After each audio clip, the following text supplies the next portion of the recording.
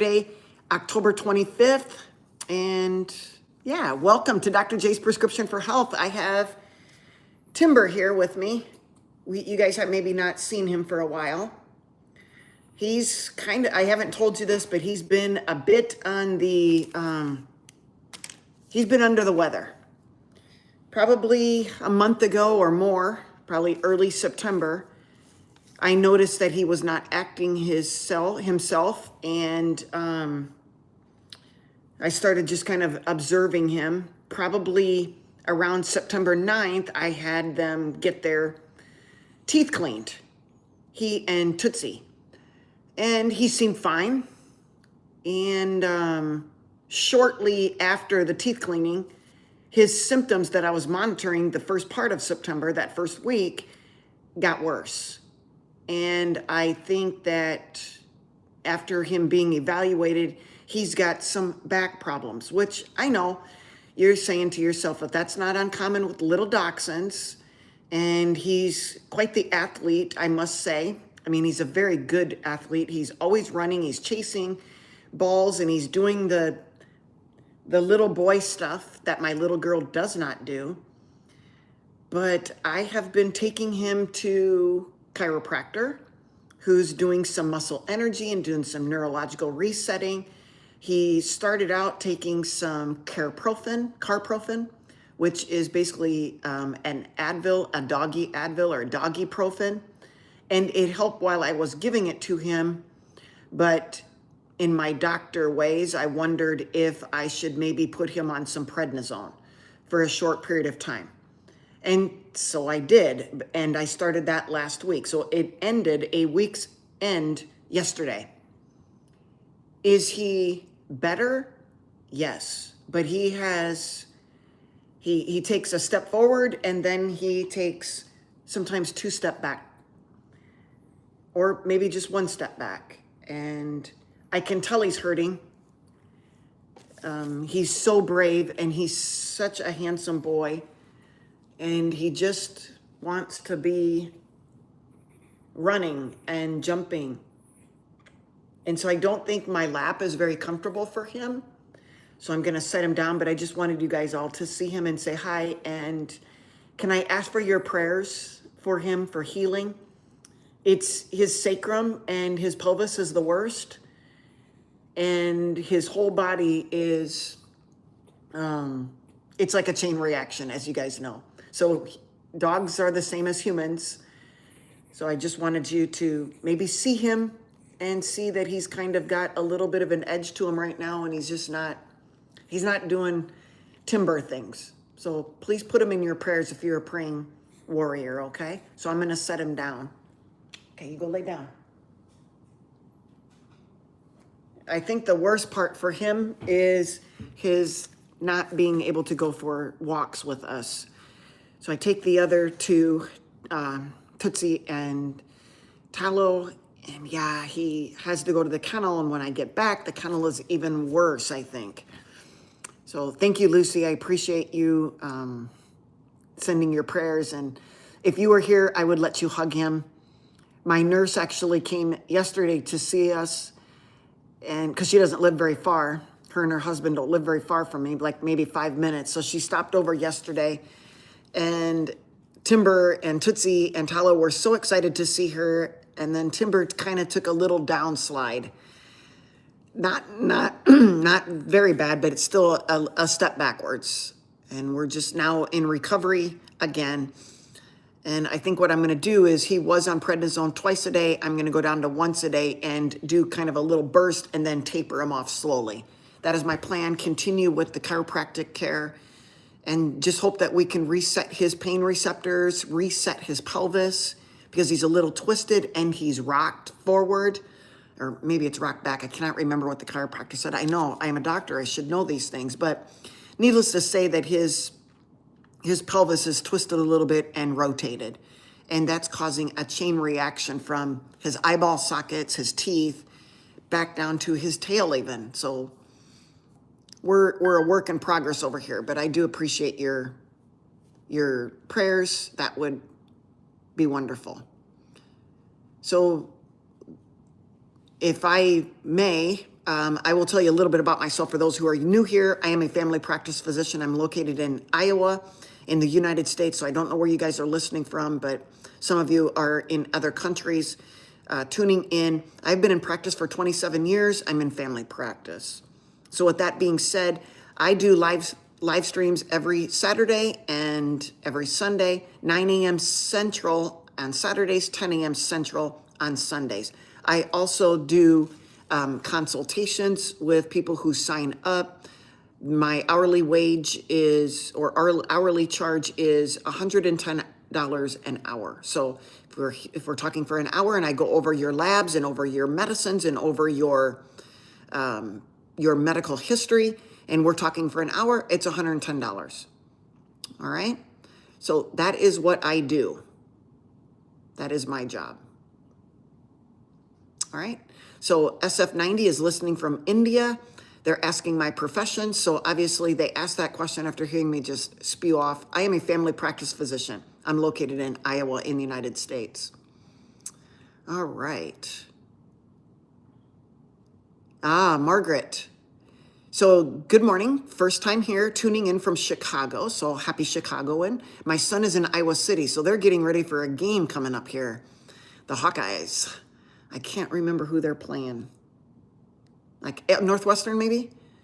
Jeez, I should know these things. I'm obviously a Michigan fan, so we got Michigan State today. I'll watch Iowa. They're not my favorite. So Margaret, we ask and answer medical questions here, but this is not medical advice. I will be a teammate with your physician. I will help you garner questions that you can take back and talk to your personal care physician. So as a disclaimer, this is not medical advice. It's for information purposes only. Maybe a little entertainment thrown in. Okay, so we'll get to the questions. I'm live on Instagram and YouTube right now. So if you are listening on Instagram, please go over to YouTube and search out IronLadyDoc Malea Jensen. So sometimes it's hard to find under IronLadyDoc. They'll throw you into Margaret Thatcher, the Iron Lady. So I am the IronLadyDoc. So at IronLadyDoc, and it is Malea Jensen, MaleaJensen. I don't remember, and he is actually in Des Moines today. His girlfriend is from there. Nice. Well, nice, Margaret. Thanks for sharing. Well, and thanks for being here. I appreciate it. So first question that's coming in, how do you feel about a vegan diet? Well, that is a way to get us started. Good question. It's always something that I love to answer. We don't get that question very often, but since you've asked it, I will answer it to the best of my ability. A vegan diet, I believe, is incompatible with life, with human life. With human life. A vegan diet is incompatible. Now, I also believe that it is the diet of elites. And what do I mean by that? It is a diet of elites, those who are educated and know how they could possibly thrive on a vegan diet. So that means they have to take supplements.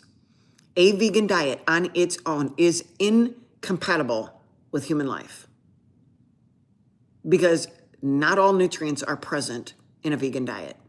If you chose a steak diet, you are compatible with human life.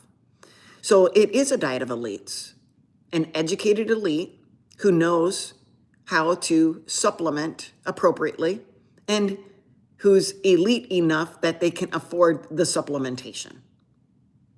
All right? Okay, that is my answer. Does anybody have any comments on that? What are your thoughts?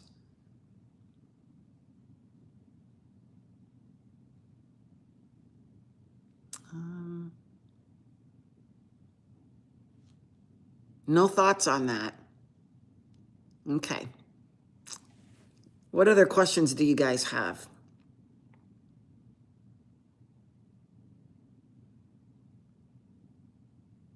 How do you feel about dairy then? Okay. All right. So something like milk. Well, I'm going to answer that And I'm going to, instead of simply just giving you just simple information, I'm going to give you first what I think personally. I am a grown adult and I am done growing. I might grow wider. I doubt it. I choose not to let that happen. But for the most part, I'm done growing. I do not need all 3 macronutrients that are present in milk: sugar, lactose, proteins, and fats. I choose to take in the protein and the fat. In fact, the higher the fat, the better. Now, kids, on the other hand, they are growing. And so if you choose to feed your kids milk or let them drink milk, they probably need all 3 macronutrients. They are growing. So giving kids the fat, the sugar, and the protein in one is, I think, appropriate. You might find that some people after the age of about 5 or 6 or 7 cannot tolerate milk. They cannot tolerate lactose. So they are lactose intolerant. See, the way our human body is made is we don't have lactase enzyme after a certain age. Our gut does not produce it any longer. We do when we're younger. We don't when we're adults. Some people continue to tolerate it, if they get a little stomach upset or whatever. And I'm not opposed to that. You guys can do. I'm not telling you what to eat or what not to eat.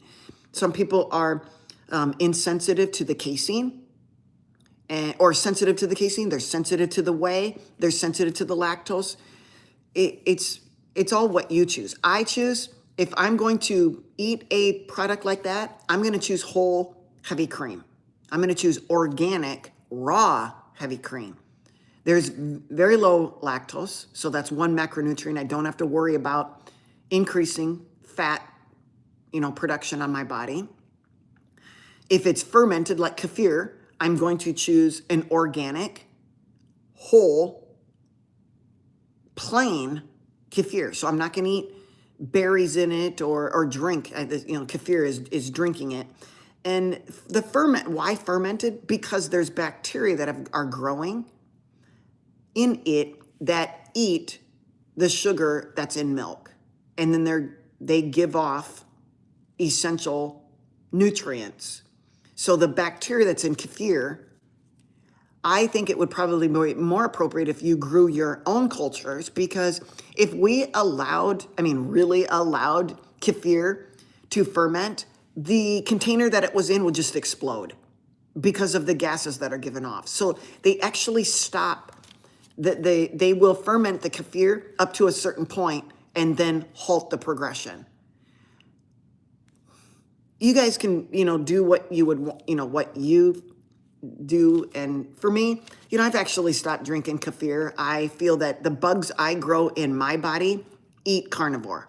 So I don't need to develop any type of microbiome that eats carbs, because I'm not going to put carbs in my body. I choose not to. They're going to be very minimal, if any. And so I choose to grow bugs that are eating the foods I eat. People say, well, you are what you eat. No, you are what your microbiome eats or tries to. Okay. Let me see.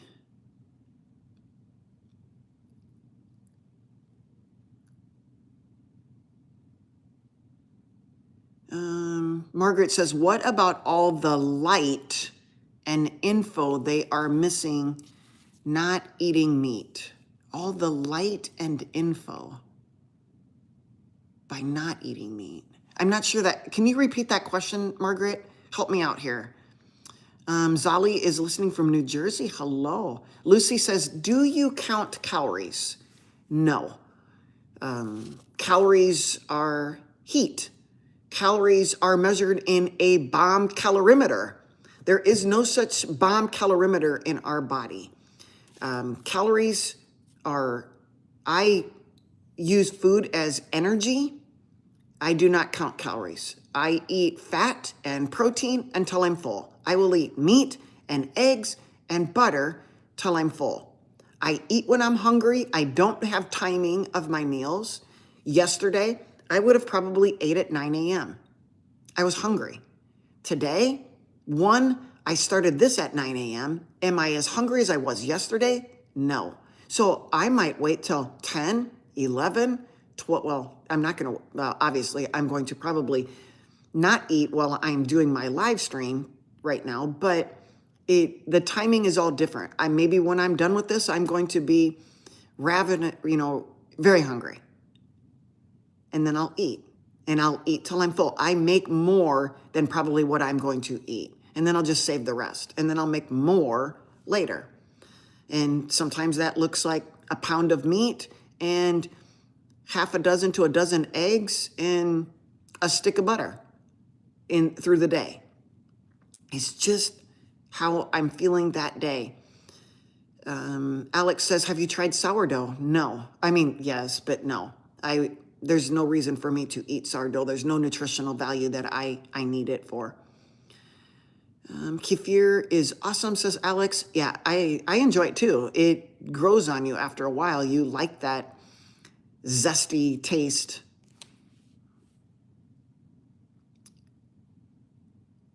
Phil says, my thoughts are you will upset some crazed vegan who will come after you. I don't think so. I never said anything about the vegan shouldn't eat a vegan diet. The vegan can eat whatever they want to eat. I just provide information. I mean, the vegan knows or should know, because they are educated, that their diet cannot thrive or be compatible with life if they don't take, for instance, B12, or don't mix and match their amino acids so they get all essential amino acids, or don't take some elgan oil or algae to get their essential fatty acids. I mean, vegans aren't dumb, but if you're asking me about a vegan diet, well, a vegan diet in and of itself is not compatible with life. So I'm not trying to craze a vegan. They already know this. That's why they take a supplement. They have to take supplements, or else they will get sick and die. But good question, and thank you if you're watching out for me or watching over me. I don't mean to disrespect anybody, but vegans are, for the most part, they're smart. If they're not, if they're just getting into this and they haven't known, usually another vegan friend or a vegan coworker or a vegan, somebody in their life who's a vegan, or they've been reading, and they'll know to take some supplements. That's common knowledge. I don't think that would offend a vegan by any means. Margaret asks, what is your perspective on ketosis? I guess it would, okay, the long and short of it, ketosis is in an ability to use ketones as fuel.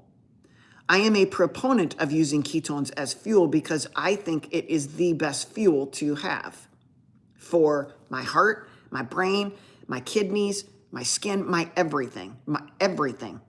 I believe functions better eating ketones versus eating glucose. And that is simply my take on it. Even if it's a study of one, I feel better. And so if somebody, doesn't believe that, they believe that they need carbohydrates, then they can believe what they want, but there's no essential carbohydrates. Okay? I mean, in all reality, many times a vegan can be in ketosis if they have enough fat on board in their diet. It's possible for them to be in ketosis as well. Where you might have a problem, Margaret, this is the black swan, so to speak. If there's a pregnant female and she is on a completely ketogenic diet, or goes into a ketogenic diet while pregnant, there is a higher risk of ketoacidosis. Usually it's only type 1 diabetics that get ketoacidosis. I have seen type 2 diabetics get ketoacidosis in the presence of certain medications. I have seen them get hospitalized for ketoacidosis. They are a type to diabetic on certain medications that induced ketoacidosis. And that's painful, and that could lead to death. Same with a pregnant female. Now, if she has been ketogenic, prior to getting pregnant, her chances of getting ketoacidosis is much less. But I would never want a female to say, oh, you know what? I think I'm going to try this carb-free diet while I'm pregnant so I don't gain very much weight. That would be a disaster. It'd be a disaster for the fetus, and it would be a disaster for the pregnant female. So if you have a particular question, Margaret, that you want me to answer in regards to your ketosis question, let me know.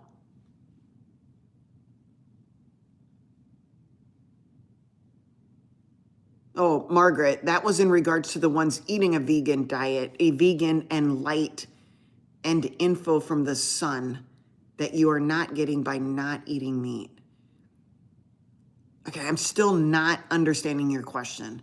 That was in regards to ones eating vegan and light and info from the sun. So you're saying vegans don't get in the light and don't get sun? I'm sorry, maybe I'm trying to read into this and I'm just not understanding. That's okay, Margaret. Just curious, since I'm new, that's fine. I'm just trying to decipher what your question actually is. So if you can just break it down for me. If you're asking a question in regards to a vegan and the sunlight, I'm not sure what your question is. Okay. The other thing that just came up right now was in regards to high blood pressure and about a keto diet and about hereditary. So they're asking, since my blood pressure is elevated and my parents had high blood pressure, that must be hereditary. And I've heard that keto can obviously help with this. To answer this question, I would tell you that I do not subscribe to your medical condition of high blood pressure being hereditary. Now, your parents might have high blood pressure, but high blood pressure in and of itself is not a diagnosis. Although as doctors, if we diagnose somebody with high blood pressure, we give a diagnosis ICD-10 code of I-10, the letter I-10. That is the diagnosis for hypertension. One of the diagnosis codes for hypertension. It is treated as a disease code, but I do not think that it is actually a disease in and of itself. It is a symptom of something else. And so that disease, or that's the symptom of the disease I'm referring to, is insulin resistant. I would venture over 75% of the people who have hypertension, high blood pressure, have insulin resistance, meaning their insulin levels are elevated. A normal insulin level, an optimal insulin level, is between 3 and 5. And you will find, if the doctor is checking insulin levels, they will find that most individuals who are diagnosed with hypertension, high blood pressure, have insulin resistance, elevated insulin levels, hyperinsulinemia, high insulinemia in the blood, high insulin in the blood. That's hyperinsulinemia. That is insulin resistance. You can't be insulin resistant if you don't have hyperinsulinemia. Why do you have hyperinsulinemia? Blood sugar elevations. You cannot have hyperinsulinemia without high blood sugars. Now, how you got there could be a number of different ways. It doesn't always have to be what you ate to give you hyperglycemia, okay? Its most common cause is what you eat spikes your blood sugar, and then that spikes your insulin, and that insulin causes water retention. It causes blood vessel changes, and you end up, if you're resistant. Now, if you're not resistant, normal insulin levels will actually vasodilate your arteries. But if it's in too much, your arteries actually vasoconstrict. This raises blood pressure. You get fluid retention. You get salt retention. These are the things that are going on with your hypertension diagnosis. Look to the insulin and see where you're at. Marianne says, wait. I think I missed a question. Maybe I didn't. Mary Ann asks, my triglycerides divided by my HDL is 1. Do I need to worry that my LDL is 160? Marianne, if you only gave me that information right there, I would say to you that you should worry less about your LDL. I would definitely get an insulin level. I would definitely get an A1C. I would check a CRP. What kind of inflammatory changes are in your going on inside your body? You need to get other labs. So does that mean that your triglycerides are 60 and your HDL are 60? So 60 divided by 60 is 1 and your LDL is 160. I would say to you that you could feel pretty confident that you're metabolically healthy and that your chances of having a heart attack from plaquing, from closing up of your arteries is pretty small. Now, are there ways that you could have a heart attack or a stroke that have nothing to do with your cholesterol? And I would say yes. And that one thing is you have inflammation from some other reason. You develop a blood clot. That blood clot, which is the start of a soft plaque, breaks off and goes downstream. It'll go to your heart. It can go to your brain. It can be to your carotids and then to your brain. So, Denver, you're very welcome. Denver says, I love watching your lives. It's so informative. Thank you very much, Denver. I appreciate that. I'm just trying to help answer you guys' questions. So you guys are helping me because it gets my brain to start thinking. But Marianne's asking about, an LDL of 160. I would definitely, if I was Marianne, I would, if that is new, that she just started a ketogenic diet. So obviously to get your triglycerides that low, you need to be on a ketogenic diet, meaning your carb content is very low. Triglycerides go up with carbohydrates. You eat carbs, triglycerides go up. Triglycerides are 3 fatty acids, attached to a glycerol backbone, triglyceride, triglycerol. All right? So we want triglycerides to be low. That is indicative of metabolic health. To raise HDL, you want to exercise and you want to increase saturated fat in your diet. Saturated fat raises HDL. Sugar raises triglycerides. Sugar, carbs, raise small, dense LDLs. Small, dense LDLs that have basically lost all of their cholesterol and fat on their membrane. And these small, dense LDLs are different than a large LDL because the large LDL we call it buoyant and fluffy. Well, why is it buoyant? Buoyant means it can float, right? What helps it float? Fat helps it float. So an LDL, a large buoyant LDL has a lot of fat still in it or around it in the membrane, so it can float. If it's a small, dense LDL, all of that fat has been dumped out from the inside. It's been dumped out from the membrane, so it is easily injured. It's easily penetrated. And what penetrates it?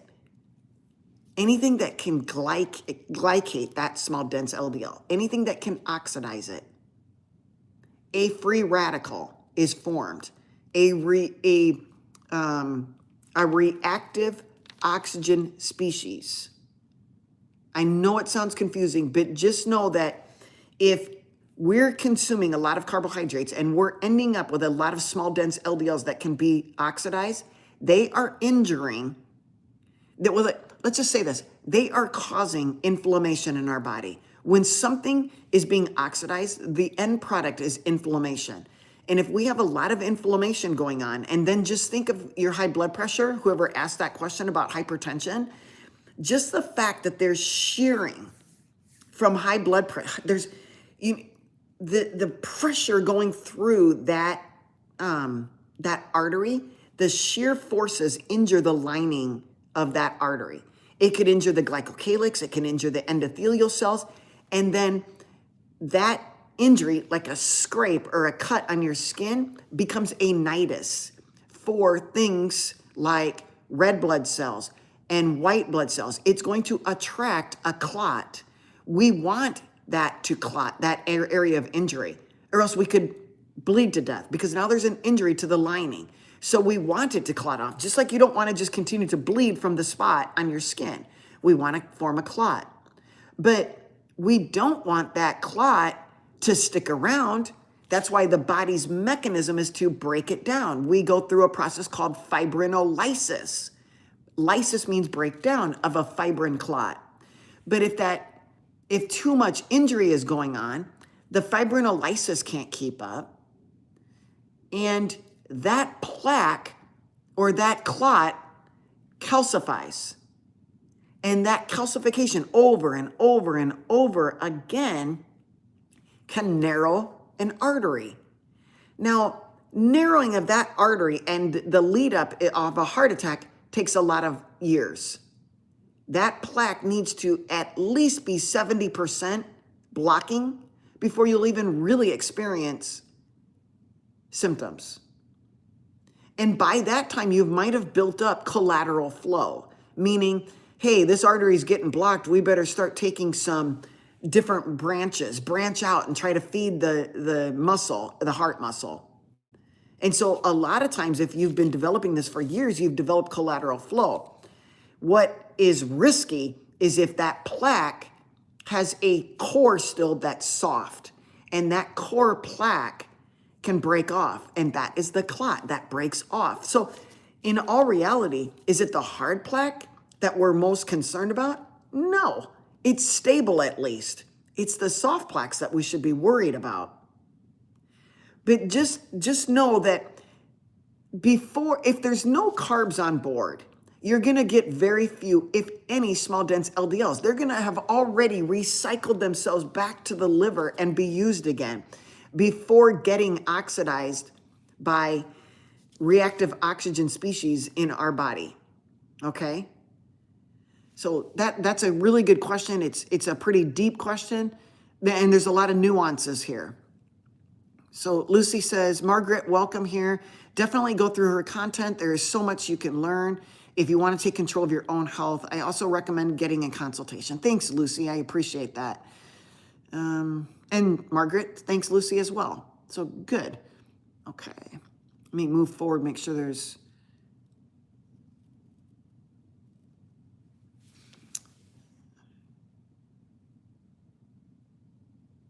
Ooh, this is a good question. It's not really, it's a statement, but it's also a question. So, okay, recently, you guys, you know this, that some of the carnivores that you've maybe respected for years are starting to add back carbohydrates. Now, I can't speak for the reasons why they're doing it, okay? I can't even speak to say, is it really true that they're doing it? We don't know.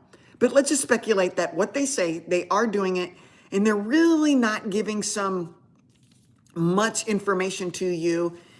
And some really famous influencers are doing this. And one such one, this was brought up to me, one such influencer was showing his CGM. And his CGM said 81. And that was current. And the CGM had shown 158. And he said, I just ate 200 grams of carbs or something like that. And my blood sugar got up to 158, according to the CGM. And then 2 hours later, it was 82 or 81. And he's proposing that he can now tolerate carbohydrates. He was carnivore. He's adding back carbohydrates in the form of whatever they are. I don't know. He didn't say. or this particular reel did not say. He just said, I ate 200 grams of carbohydrates. My blood sugar got up to 158. 2 hours later, it's 81. And so you guys, this is proof that you can still eat carbohydrates. I'm not sure I can go there because blood sugar and insulin are totally different. And a CGM measuring your blood sugar and a blood sugar is totally different. They're fairly confident in being the same, but sometimes not. It could depend on your temperature. It could depend on your exercise or activities can throw off a CGM. Because a CGM is measuring intracellular fluid. It's measuring how the fluid goes past that little needle thing. It is not purely the blood sugar. It is measuring interstitial fluid. So if you have, if you're exercising or you warmed up your body temperature, more blood is going to flow. Your blood vessels are going to vasodilate and more is going to go past that needle. And so it could look like your blood sugar is elevated. Vice versa, if your body temperature is really, really cold and you're hunkered down on the couch and not doing anything, it could be falsely low. We don't know. But I'm just telling you, there's some variability with a CGM and an actual blood stick meter. So we have to be very careful. But once you have measured both the blood stick and you measure your CGM during certain activities, during certain times of the day, during the heat and cooling your temperature, and they're pretty accurate, great. But you need to do that. Now, when I'm talking about blood sugar, this guy or gal, no, it was a guy, it was an influencer, it was a guy. And he's saying, that his blood sugar is now, he's fine. He can eat 200 grams and his blood sugar comes right back down and see, I can do it. I don't think he's thinking that, but I think he just wanted to make a point. My thing is glucose can come down in 2 hours. And he was proving that, apparently. I mean, if we're believing that what he was sharing with us is true, okay? His blood sugar came back down, but his insulin did not come down, okay? His insulin shot up to take care of the 158 blood sugar or whatever it got to at its peak. He measured it at 2 hours. He measured it right after. I'm guessing he measured it within 10 minutes of finishing his diet or his meal. And then he measured it 2 hours later. And so he went from a 158, 160, whatever, and that was it. He waited 2 hours, rechecked it again. Okay, that's blood sugar, not insulin. Our insulin levels are going to stay elevated for at least 4 hours. And at 4 hour mark, most of you are thinking about eating again. And so you measure your blood sugar. Oh, it's here, and then it's here, and then it goes down in 2 hours. And you feel very confident that you are sensitive to your blood sugars. You can eat these carbs. You can do these things. And I'm telling you, you're looking at the wrong thing because you're likely insulin resistant. Your insulin level is never had a chance to come back down because you eat again. And you're just monitoring your blood sugar. It really, in all reality, it's a kind of abstract way of looking to see if you're healthy or not, or if you're metabolically inclined to be healthy. And I would say you're looking at the wrong thing. I would never put my chips into looking at my blood sugars. Your blood sugars, 90% of the time, are not going to indicate how insulin resistant you are. Get an insulin level. Well, I can't really do that because I got to go to the doctor. Or order it yourself. And you do your own little test. But you're going to have to keep going back. And you're going to get a draw fee and you're going to get a this. But that particular individual, that influencer, is basically setting a tone for all of you guys out there listening that, hey, it's okay that I eat carbohydrates if my glucose meter says it came back down to normal. Well, in all reality, an 82 is not optimal. It's not perfect. If it would have been 72, I would have said, good job, guy. But I still want to know your insulin level. It's still not optimal. 2 hours, it should have been back down to between 65 and 75, not 82. So is he Probably insulin resistant? Absolutely. We don't know. We don't have enough information to make a decision. But see, you guys, or just the casual listener, might not know these little things, all the details. But another thing is, I know this influencer. I know what his body looks like. He's got more muscle. Some of you don't have any muscle. Some might think you have muscle and you really don't. He's got more muscle, so his body, the muscle, is going to soak up more of that blood sugar that he just consumed of 200 grams. In all reality, our body only has 5 grams of sugar that is needed in our body at any moment. So our blood, in an average adult, has 5 liters of blood. And in that 5 liters of blood is 5 grams of glucose. And we survive. We thrive on 5 grams. This guy just went and ate 200 grams. And he's showing his CGM. And he says, see, if you were a carnivore, you can go back and eat some carbs. Well, sir, you're measuring your glucose, and 1, that is not optimal. 2, you have more muscle than the average. You exercise, I'm guessing, because to have that muscle, you're bound to have exercised and still do it. So metabolically, you're able to do this a little easier than somebody else. So my question is, to the people who have eaten a standard American diet, and then they're sick. I mean sick. They got diabetes, hypertension, hyperlipidemia, whatever. They get a little brain fog. They get depression.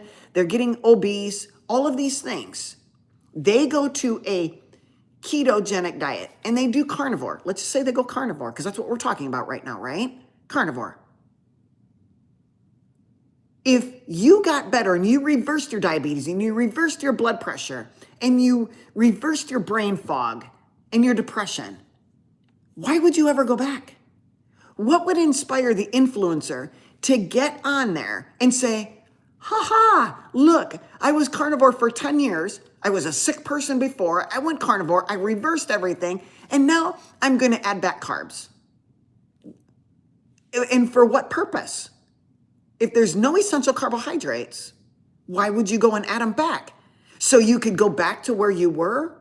Oh, no, Dr. Jensen, I just want to see, Dr. Jensen, I just want to see what I can do. Okay. So does it mean like a one-time deal? See, and check your insulin level. You got your little blood sugar monitor? Okay. You guys, the influencers out there, I don't know what he's trying to sell. I don't know him. I don't even follow him, but I went and watched. I just know who he was because he's mentioned by other influencers. I mean, it's probably a good thing that Margaret hasn't seen me. She can just start from fresh. She doesn't have to, wonder what I'm all about. But really what I'm all about is just providing you with information. See, we don't think of these nuances. We say, oh, if that guy can do it, I can too. I've been carnivore for a long time. I'd sure like to have a little bit of potatoes or some rice.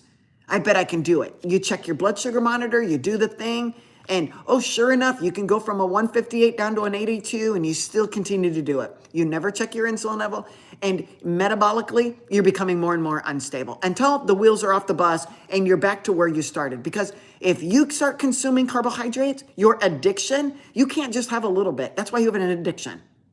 That's what it is. If you could have just had a little bit, you wouldn't have been addicted. Am I right or am I wrong? Am I not thinking logically here? Because I think I am. And that's what I'm trying to get you guys to do, is think logically. That's all I'm trying to do. So when we start getting these influencers saying, go back to eating your carbs, it's okay. Look at me. Ha, ta-da, ta-da. Well, your insulin is elevated. It starts getting elevated. And the next thing you know, you're a diabetic. And people say, but I'm skinny and I'm thin and I'm this and that. And I got diabetes. You do. You're insulin resistant. You got fat inside your body. You got fat in your muscles because you gave your muscles some sugar. And now you're getting Wagyu beef on your body. So your muscles have fat infiltrated, steatomyocytes or whatever, fatty muscle. I'm hard to, steatomyostosis, condition of fatty muscle. Whew, thank you guys. Osis, condition of steato, fatty, muscle. Steatomyotosis. So there's so many things that are going on, and without really having all of the information, you may not have any of those. Okay, I'm not saying, but I'm just saying, what are the possibilities? So you now have visceral fat building up. Your insulin's always high. So you got some liver fat, you got some fatty tongue, you got fatty heart, you got fatty kidneys, you got fatty pancreas, you got fatty muscle, you got fat in places where you didn't want it to be. That's called ectopic fat. Ectopic fat. It's not the same fat that is jiggling on your body. That's subcutaneous fat, either superficial subcutaneous or deep subcutaneous fat. And that is less dangerous. Well, superficial subcutaneous fat is less dangerous than deep subcutaneous, and less dangerous, much less dangerous than visceral fat. Visceral fat meaning that internal organ fat. Because every fat secretes hormones. Every type of fat secretes hormones. And visceral fat will secrete a hormone, PAI1, plasminogen activator inhibitor 1. You don't want that. Why? Because it increases your risk of having blood clots. If I inhibit plasminogen activator, well, that means I can't break down my clots. They're going to stick around longer. Tissue plasminogen activator inhibitor 1. I don't want visceral fat. I'm at risk of developing a blood clot that causes a heart attack or a stroke. Well, my arteries are clear. It doesn't matter. It doesn't matter. The arteries took years. It's going to take years for that plaque to develop. It takes one instant for your visceral fat to release a hormone that increases your risk of a blood clot. And then, boom, your blood clot goes up your carotids or into your brain, a stroke, or into your heart, a heart attack, an MI.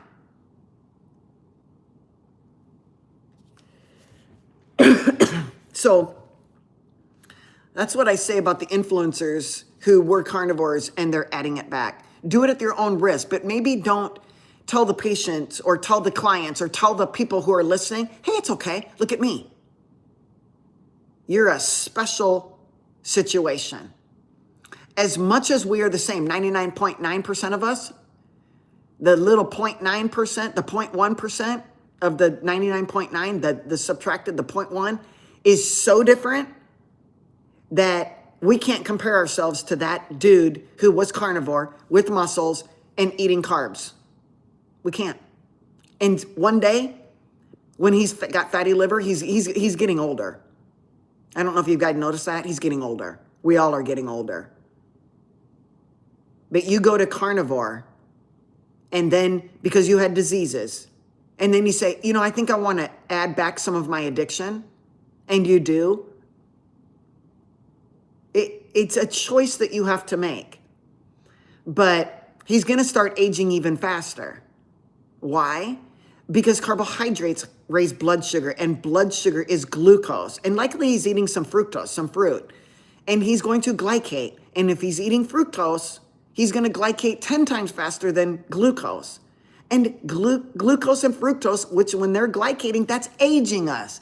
They produce advanced glycation end products. On your skin, it's called a wrinkle. On your eyes, it could be macular degeneration. But advanced glycation end products, in high numbers, are not doing us any favors. We need some, but not a lot. So, you know, it's up to you. But I think you need to have all the information before you go saying, I want to be just like Mr. Influencer. Okay. Do you want everything that he's got? I don't know.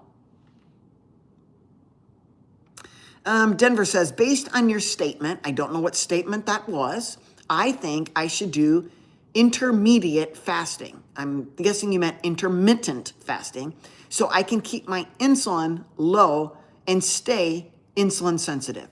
So correct, anytime we fast for extended periods of time, whether it be 6 hours, 8 hours, enough time for the insulin to actually come down. I think everybody's different, and you fast for that amount of time, so it went up and then it comes down to optimal, 3 to 6 or 3 to 5, somewhere in there. Is fasting a way to remain insulin sensitive? It is. It is. But at some point, it's not going to be, especially if you're one that wants to play around eating a bunch of carbs, eating some of your addiction, because that's what they do. That's why you cannot just eat them in moderation, which is a dumb word, because your moderation and my moderation might be totally different. And you are feeding your addiction when you eat these. Do you ever know anybody who is addicted to bacon and eggs? Do you sit around the house and say, oh my gosh, I'm just craving bacon and eggs right now? Or do you say, you know what? I'm craving some ice cream or a donut or a burrito or pizza or whatever it is. That's what we're addicted to. We're not addicted to steak. People don't sit around craving steak. They'll stop eating, not carbs. They're not satiating. They have no nutritional value. And if they do have nutritional value, it's because man added it back. Man put the nutrients back in as a fortification. That means it didn't have what it needed to be a food. You know, people say, oh, no, that's not true. Carbohydrates are nutritious. Well, if they're processed or ultra processed, no, they don't. That's been cleaned out. All the nutrition was cleaned out of it. It was a nothing. And to be called something, it had to be fortified. You had to put back vitamins and minerals and amino acids and all that stuff. You had to put that back. That's not food. It has no nutritional value. Okay? It only has nutritional value because man put it back in. Okay. So, yes, intermittent fasting will help you become more insulin sensitive. So will exercise. So will getting a good night's sleep. Yeah. So if Denver, if you want to do intermittent fasting, go for it. But, if we are little people with little amounts of muscle mass, we are possibly, there's a possibility that you could be eating into muscle. If you have no fat on your body, the possibilities become stronger. Okay. And that is, it is what it is. Okay. So, if you are a person who's pretty lean, you don't have much muscle, but you don't have very much fat, you are not a person that I would consider doing intermittent fasting. Just stop eating carbohydrates if that's how you want to maintain a low insulin level. You don't need them. You need protein and fat. You need protein and fat. Okay. The Norway, should we give up caffeine? I can only answer for myself. I can't answer for you. I can give you some information. Coffee comes from a plant. Coffee is high in oxalates. Is it as high in oxalates as tea? No. So should we give up coffee? If you want to give up all plants and be carnivore, truly carnivore, then give up coffee. If you say, you know what, I tolerate coffee, okay, I don't have side effects. Well, you don't know you have side effects until you give up coffee. You have to actually give it up. Say a week, just give it up. And then when you go back to it, see if you had or have any side effects. If you don't, I would say you tolerate it. But it doesn't take away the fact that you have oxalates. Coffee has oxalates and phytates and tannins and saponins and all the other anti-chemicals, anti-nutrients. So if coffee has oxalates, that coffee is, because it has oxalates, the oxalates are going to decrease absorption of other things. What do oxalates decrease absorption of? So if oxalates will decrease absorption in our body of amino acids. So if you drink your coffee and eat a steak, your ribeye steak was a $25 steak, but since you drank coffee or ate a vegetable with oxalates in it, another plant, it's going to make your ribeye $25 steak down to worth about $5. Only $5 worth of amino acids, because the plants have anti-nutrients in it that decrease the absorption of amino acids. They also decrease the absorption of B12. So if you eat your steak and you eat a bunch of plants with it, like asparagus or broccoli or whatever you choose, you're going to make your ribeye steak worth much less. It decreases the absorption of calcium, magnesium, selenium, zinc, iron, positive ions. You're going to decrease the absorption. You may not feel that, but if you were to get a B12 level, you go, oh my gosh, I'm eating red meat. How is my B12 level so low? Well, there could be a number of things, but one could be your coffee. That is not the only thing that can lower.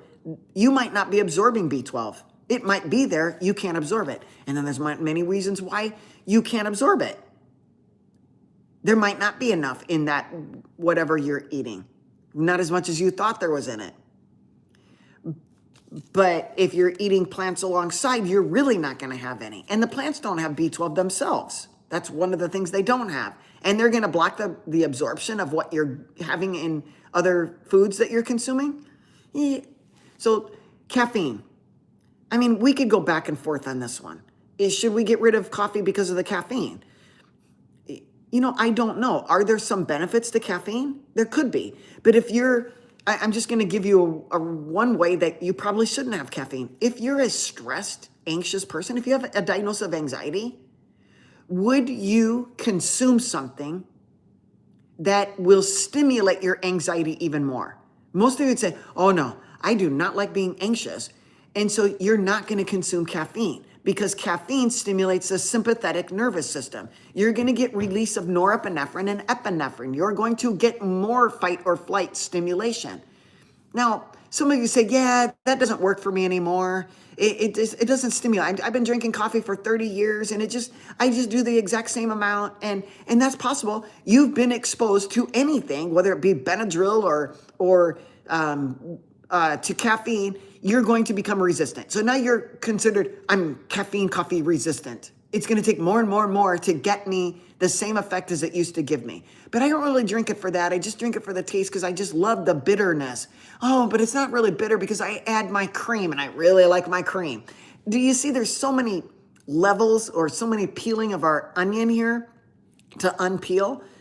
The Norway, if you can tolerate coffee and you can tolerate caffeine, is there a negative to caffeine? If you're anxious, maybe. Right, I wouldn't do it. But if you say, caffeine might be good for my heart. It might, if you listen to the natural cardiologist guy, Dr. Jack Wolfson, he might say, hey, it's okay. If you are not the person who's anxious and have overstimulation of your sympathetic nervous system, then taking in some coffee on a daily basis. Maybe you get oxalate-free coffee. Maybe you get organic oxalate-free coffee. Whatever it takes to satisfy your love. Does coffee stimulate blood sugar? A little bit, because it is a sympathomimetic. And anytime we increase the sympathetic nervous system, we're going to get some blood sugar raised. Is it enough to really spike insulin and cause an insulin effect? Well, I don't know, because I haven't checked. But number two, what if you're eating a jelly donut with it? Okay, so yeah, you're going to spike insulin, and the insulin is going to stay elevated for a certain amount, 4 or 6 hours, and then you go eat again. So there's so many nuances to whether or not, coffee spiking blood sugar or coffee spiking your sympathetic nervous system. There's so many nuances. So I can't answer for the Norway. Should we give up coffee? I can't tell you what to do. I really don't want to tell you what to do. I just want to give you the information so you can make a good decision for yourself. I read something about it constricted blood flow. Well, it constricts blood vessels, okay, and makes more pressure. But it can also help person's migraine. So if you have a headache and you consume coffee, it'll take your headache right away because it vasoconstricts. And a headache is a blast of blood going to the brain, so to speak. okay?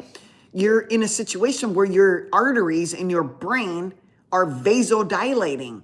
A bunch of blood is resulting. That's why you take bufferin or some migraine medicine. It's got caffeine in it. Caffeine's going to vasoconstrict. Is that going to increase pressure? Yes, it increases pressure.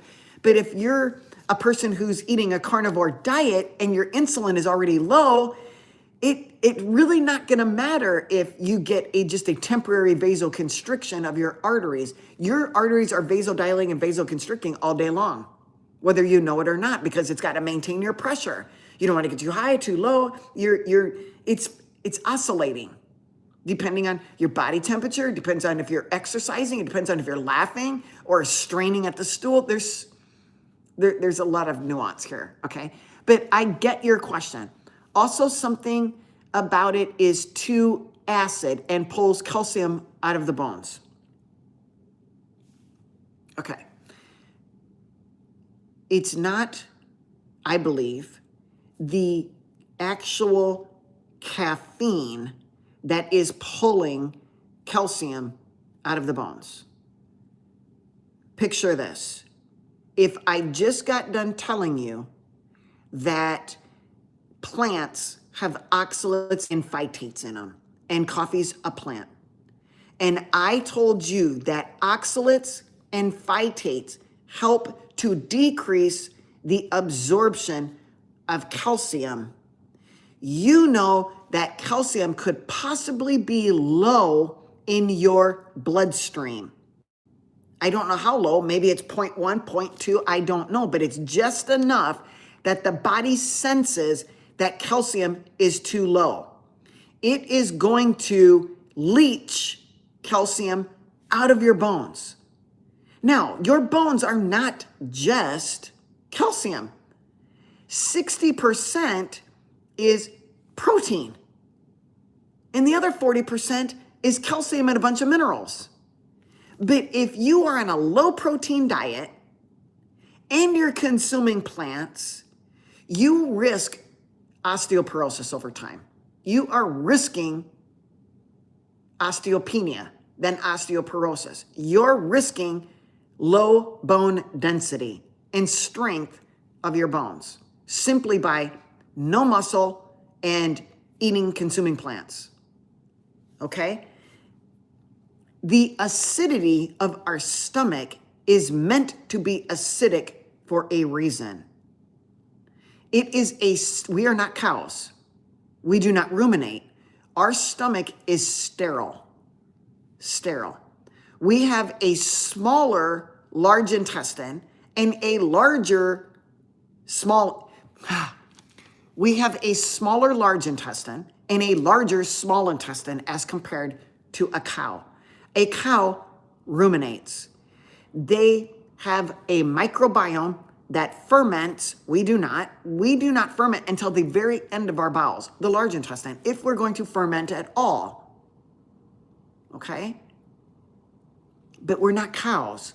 And so we humans have a pH in our stomach between 1 and 3. It is meant to be. It is a sterile environment. And in that sterile environment, we humans with that acidity of 1 to 3 is the best place to absorb our amino acids and our B12 and all of these minerals, these positively charged. But if I mix it with a plant, coffee, asparagus, broccoli, teas, yes, I'm changing the pH. I could be making it more alkaline in all reality. Maybe I'm suppressing the parietal cells and they're not making acid. In fact, as we age, we don't have a problem with acid. We have a problem with not enough acid because of our diet. Our diet, because of plants, is changing our acidity in our stomach, making it worse, making it more alkaline. What if it's 4.1? It's still alkaline.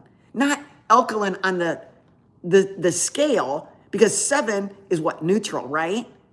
And anything above 7 is alkaline. But this is more alkaline in your stomach than it should be. So if it's 1 to 3 and you're at 4, that's alkaline. You guys have to decide what you want to do. But I see your point, and hopefully my answer to get you thinking makes sense. Lisa says exactly. I hope you're exactly like what I'm saying. Okay, that makes sense. I never thought about it that way. Thank you, doctor. You're very welcome, Denver.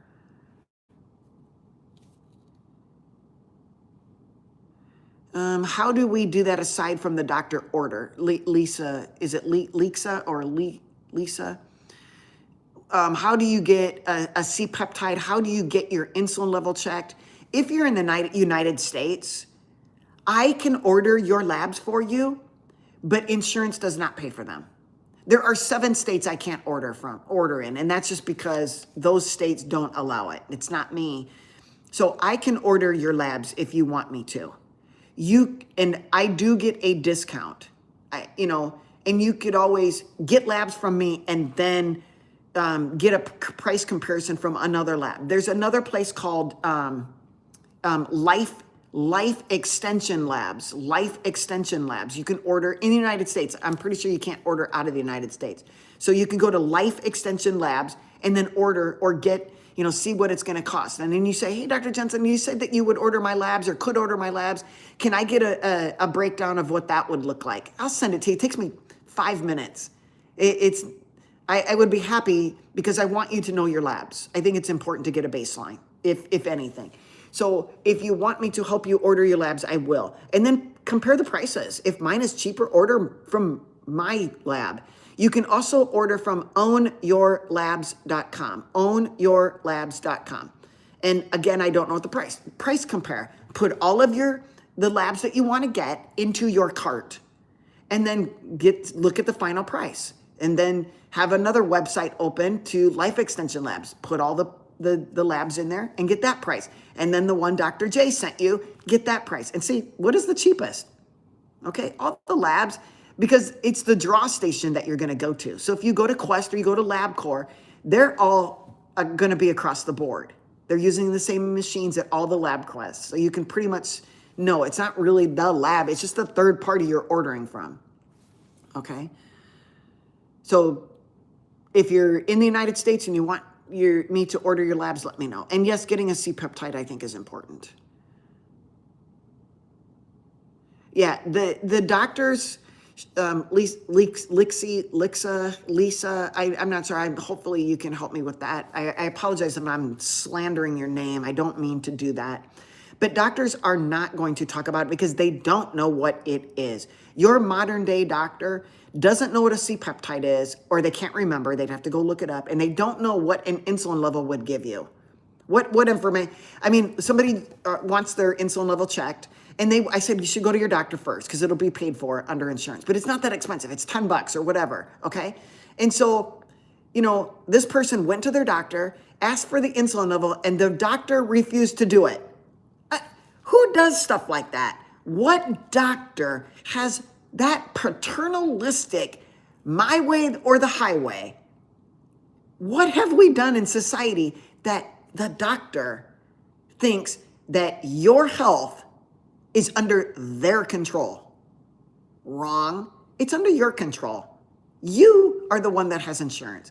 If they say, okay, I'll order it, but I don't have a diagnosis for it, and you might have to pay for it. Good. But did you use the diagnosis, elevated blood sugar?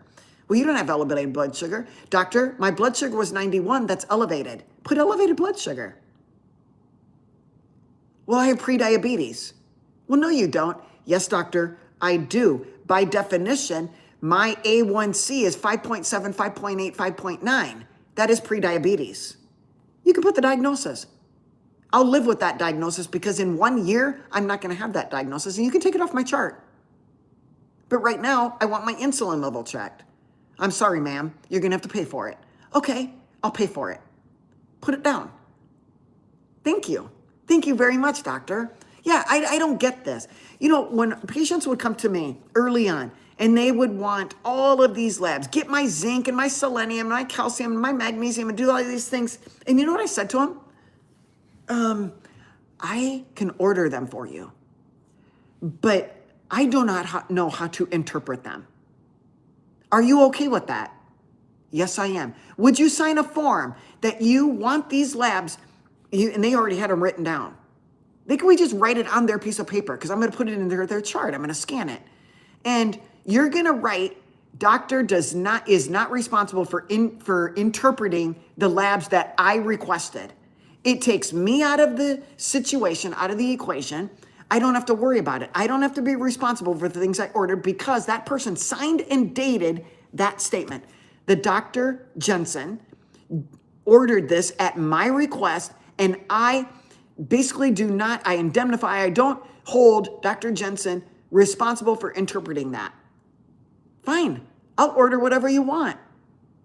It's going to get me to learn, and it did, but it was interesting. My patients were so far ahead of me. I was living in modern day doctorhood, where LDL is the cause of your heart attack, and lower the better, and who cares about your testosterone, men? You're getting older, and all of these things. I believed it all, I believed all the buffoonery. I was bamboozled for 22 years. I lived in a state of bamboozlement, and now I'm slowly jumping out. And I actually have to thank those patients for helping me get out of the matrix of bamboozlement, out of the buffoonery. I've opened up my brain to start thinking. It was not thinking before, it was in a tunnel. And praise the Lord that he put people in my life that helped me see that there is more to the indoctrination that I was taught in medical school and residency and all of the continuing medical education that I have had to do, and I still have to do. And I have to just suck it up, do the continuing medical education because it's pharma driven. It is indoctrination continued 101, 102, 103, whatever it is. For 27 years, I've had to do the exact same CME. It's all sponsored. Whether you're an MD or a DO, it's all the same. It's called continuing medical education, CME. Who writes the CME? Look it up. They're all in there. All of the studies, all the things they got in there. Margaret says, can low leptin impact how cholesterol is converted to vitamin D? Okay, let's unpack this. Margaret is a student of metabolism. So let's break it down. Low leptin, first of all, leptin. Leptin is produced in our fat. Leptin is produced in fat. If we have low fat on our body, leptin is going to be low. Leptin helps you decide if you're full or not. We need leptin if we are growing children. We need leptin if we're pregnant females. We need leptin. Leptin tells us that we're fertile. If leptin is low, most likely that female is not fertile. They will have a hard time getting pregnant because there's low fat on their body. And without fat and then consumption of fat, our hormones are not produced. Vitamin D is a hormone. Okay? So if we have low body fat and we're not eating enough fat, our leptin level could be low. Now, you would think that that was great if you want a low appetite, which most people with low leptin have a lower appetite. They'll eat and then they get full kind of fast. And then they'll eat again a couple hours later because they're hungry, right? They didn't eat enough at that time. But if somebody's leptin was, say, 6 or 7 instead of 2 or 3, they're going to eat a relatively well-satiating meal and feel just fine. And then they could go 6, 7 hours and not eat again as long as it's carnivore. If it's carbs, no dice on that. If it's carbs, it's spiked blood sugar. Insulin is released. Insulin pushes and stores where the blood sugar needs to go. Blood sugar drops. You get hungry. You eat again. On and on. It's like a domino effect. So low leptin, if you don't have fat and cholesterol coming into your system, you're not going to make vitamin D. You need cholesterol to make vitamin D. You need cholesterol and fat to make testosterone. Well, let's just start from the beginning. You need fat and cholesterol to make pregnenolone. And pregnenolone triggers your adrenal gland to make DHEA. And DHEA makes androstenedione. It converts to androstenedione. And androstenedione aromatizes or converts to testosterone. Testosterone aromatizes to your estrogens. E1, estrone, E2, estradiol, E3, estriol. There's 3 estrogens. It's not just estrogen. What's my estrogen level? No, it's what's my estrogens level? Proper terminology. We have estrogens, not estrogen. Okay? So if we don't have fat on our body, we're not going to have ability to have a fat-soluble vitamin absorbed. Vitamin A, vitamin D, vitamin E, vitamin K, fat-soluble. If we have a ton of body fat, guess what can happen to vitamin D? It gets sequestered, trapped in our body fat. Your vitamin D is going to be low if you're obese. And guess what? If your D is low and it's all stuck in your body fat, what are your chances of getting sick? What happens when you're sick? What if you're sick with viruses floating around? Who are the most sick? Diabetics, obese, low vitamin D, they all go together. They all go together.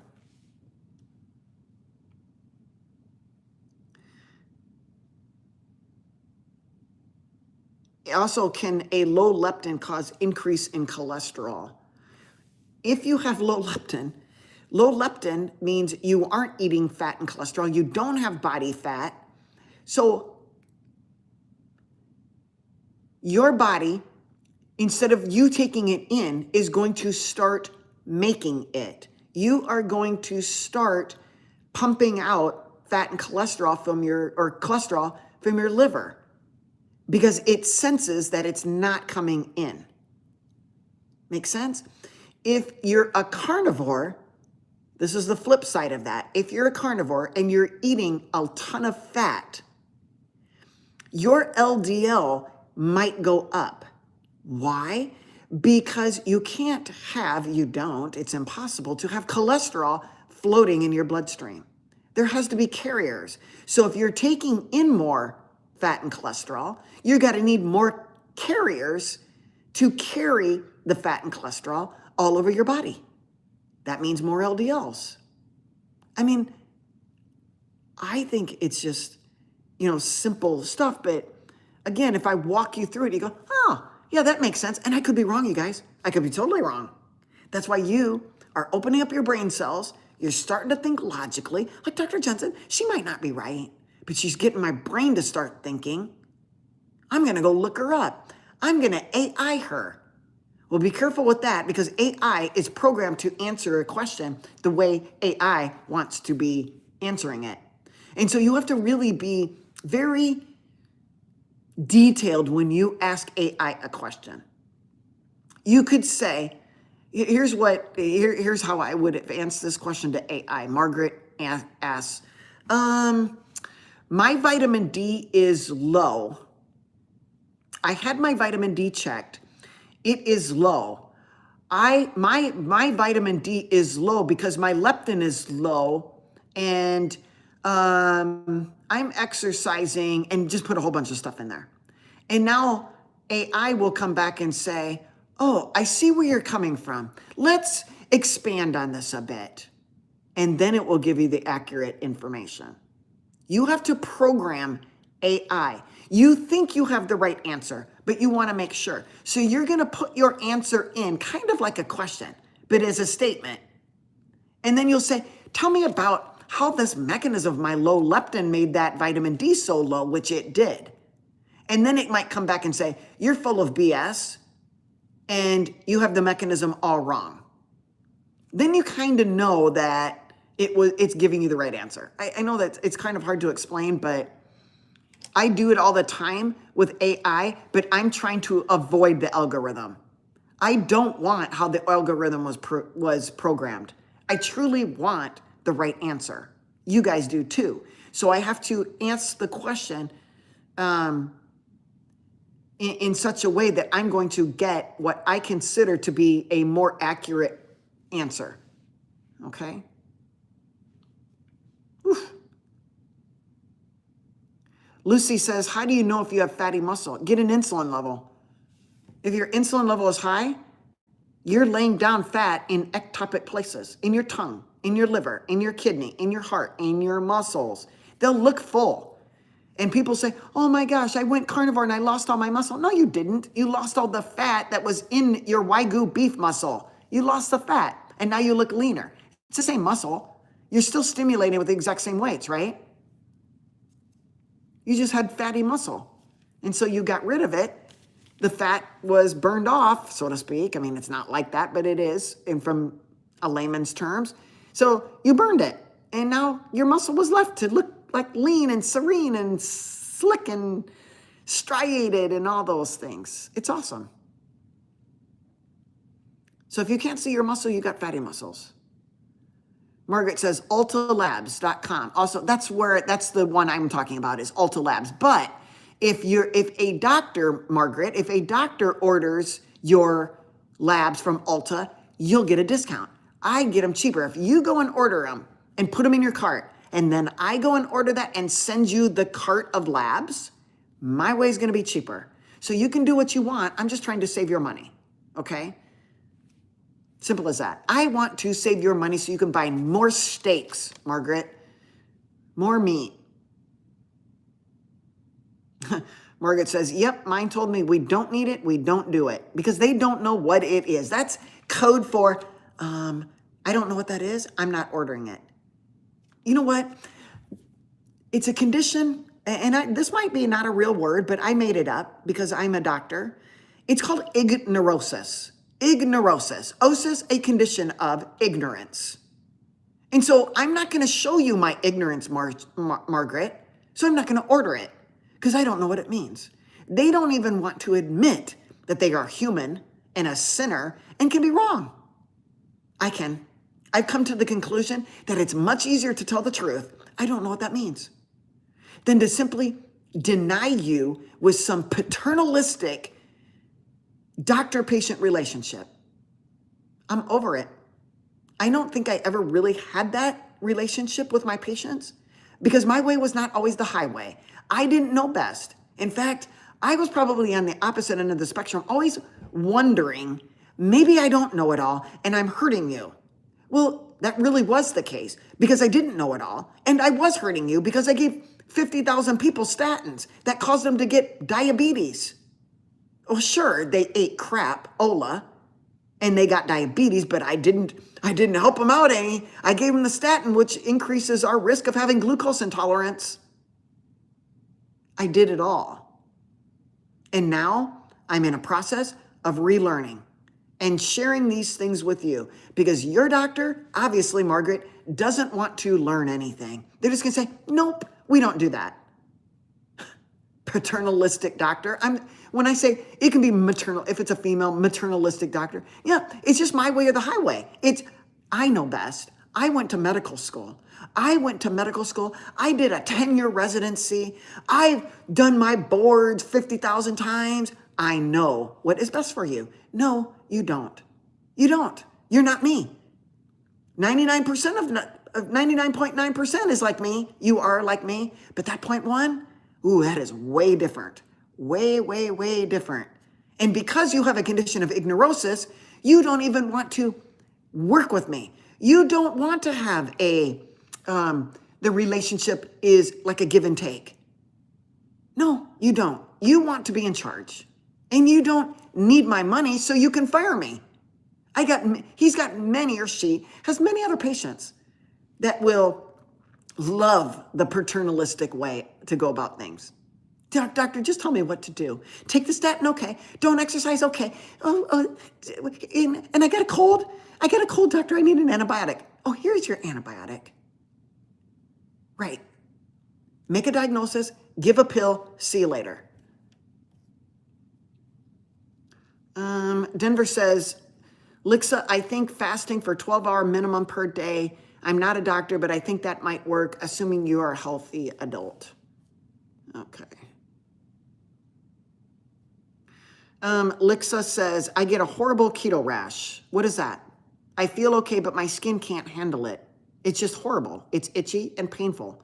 That is not a keto rash. You might need to discuss that with somebody. I would see your doctor. You can do a consult with me and we can go over things. That is not a keto rash. That is something else.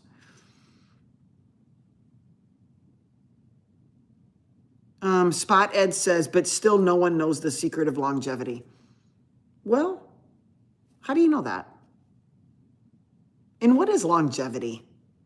You know, when you really get down to it, you know, I always use this thing. Muscle is the organ of longevity. Well, if I don't want to fall and I want to be able to get out of my chair and I want to be able to get up off the stool, I want more muscle. That is an organ of longevity. And the chances of me living longer with more muscle is greater than me not having the muscle. I'm going to live less long. So not as long, okay? If my LDL is higher toward the ends of my life, I'm going to live longer and my brain will be able to sustain itself longer. That's longevity. So I do think that we still know what are secrets to longevity. You can either end your life, you know what? If you're a believer in Jesus Christ, I am. My line has already been made up. God knows the day I was born and the day I'm going to die. It's already planned. It could be tomorrow. You could be listening to me right now for the last time. And tomorrow, I will not be here. Know that I'm in heaven and I'm home, at least. Okay? But I think our thought process is, well, if our line is already made up, then why am I worrying about eating ice cream or pizza or burritos or Oreo cookies? Why should I wonder? God says my line is already made. Well, now you get into asking me deeper questions, okay? Because since I am a believer, I'm going to tell you that your body, that shell, was a gift, a free gift at that. Somebody died for you, Jesus, so you could have that free gift. And so I would suggest to you, believer, why would you want to wreck it on purpose? Well, I'm not wrecking it on purpose. I can't help myself. Really? You can't help living in and of the world and allowing Satan to win you over? There are things you can do. I've done it. I've seen other people do it. But to have that type of attitude of disrespect for something that was given free, for somebody who had a horrible, horrible death, painful. You have never gone through as much pain as Jesus did on the cross. For you. All for you. And so that kind of attitude, I want to help you change it. But in the grand scheme of things, could you rush things along? Well, if anything, you're going to make you might have that line of longevity, right? But you could make it sure miserable along the way. And I choose to not live a miserable long life. I want to live an active, high-functioning, loving, long life. As long as God has me here. He might say, boy, Dr. J, Malea, you've been a beautiful servant.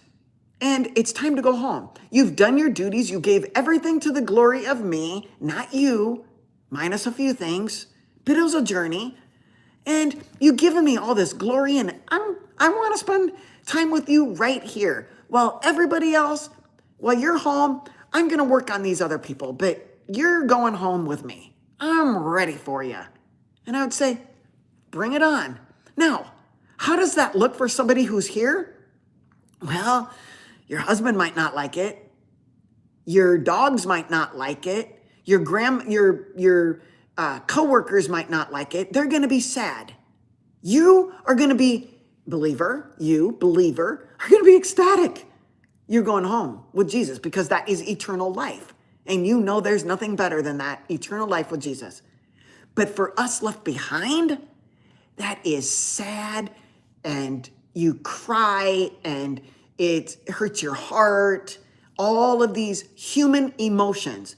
And so we who are still alive, even if we're believers, see how sad it is for the people left behind. We've experienced somebody dying. My dad died. My dog died. My neighbor died. I have experienced all of those feelings, that sadness, that hurt, that emptiness, like my life cannot go on, which maybe it doesn't. Maybe it's so negative, your life doesn't go on. It's like a standstill. It's now stuck in Tucker died and my dad died, and I'm just going to be stuck in that mode. You can bring that on. That could cause a heart attack in and of itself. It's stress. It's inflammation. It's a blood clot. Boom, stroke. Taking care of our body is from a believer's standpoint. And you know what? Even if you're not a believer, Jesus loves you. So I don't want him to love me. Well, he does. You can't take it back. You can't push it away. You can't do anything. He loves you. He always will. And that is all there is to it. It's like pushing a dog away. Your dog will always come back to you. You could call him a little effer. You could punch him in the face. You could do whatever you want, and they're going to come back and love you. You could dump them out of your car and they'll chase you down. That is Jesus. If you're the one out of the 99, he's going to say, you guys got this. 99, I'm going for the one. The door's always open. He loves you. Number one, you're the one left. You're the 99 are already saved, and you're the one. He's coming after you. He's going to knock on your door. Are you going to let him in? If you let him in, your journey, your relationship with him will get you to think more about the things that he's blessed you with. Your job, your eyesight, your hearing, your ability to breathe air, your house, your car, your shoes, your children. All of these things, they're gifts. How are you looking at it? If you look at your life with, I'm just going to eat whatever I want, how do you treat the other things in your life? What does the inside of your car look like? What does the inside of your house look like? How do you respect the things that you have? Do you just drive your car, you don't wash it, it rusts, and you just, you know what, I'll get a new one. Who gave you the ability to have a skill to get the new one? Right. Yes, dirty muffler, go blue. Also due to low muscle mass, because glucose will be concentrated in the skeletal muscle. If you have low muscle mass, your blood sugar, your glucose is going to fat. It's going to fat. Your fat cells are going to get fatter. That's the energy source. Insulin will be high. Insulin causes storage. Insulin is a growth of things. Insulin causes fat to grow. Insulin causes fat to grow. Fat cells grow in the presence of insulin. If the fat cells in the muscle, it's going to grow. If the fat cells in the liver, it's going to grow. If the fat cells underneath your skin, it's going to grow. Insulin is a storage hormone. Insulin causes things to grow. Low insulin causes fat to burn. Fatty acids cannot burn in the presence of high insulin. You cannot break down fat, lipolysis, in the presence of high insulin. Wait, I always do this. There is one instance when you can break down fat in the presence of high insulin. Do you know when that is? It is when you have such high insulin and such high glucose levels that the fat cells get too full and they begin to leak. They will leak out fatty acids. Are you burning them? No, you cannot make ketones. You cannot make ketones. You'll have fatty acids. You'll have triglycerides up the wazoo. But you won't have ketones because you can't burn ketones. You will not burn ketones in the presence of high insulin. And your insulin didn't change. It's still high. You just tried to stuff a fat cell so fat that it started leaking out. It bursts like a balloon and all of its contents leak out. That's inflammatory. Some of those are inflammatory cytokines. And now you're really at risk for a heart attack. You see, insulin resistance is actually a protective mechanism. If you look at it this way, You should be happy that you have insulin resistance.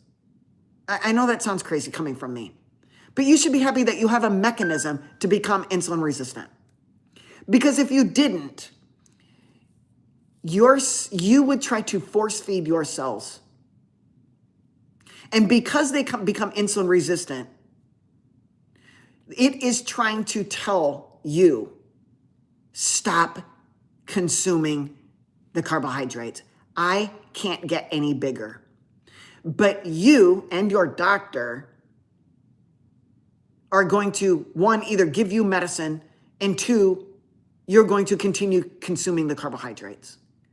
And so you're going to force, because if the doctor gave you medicine, the doctor actually increases insulin sensitivity. He's going to give you medicine, or she, because I did it, she's going to give you medicine that's going to force your body to be more sensitive. Well, if you were insulin resistant, if the cell was insulin resistant in the first place, that means it got too big. It was too fat. And so the doctor's going to do some magic. I'm going to make you more insulin sensitive. Here's your medicine, Joe. Well, now you just broke the natural protective mechanism of that cell.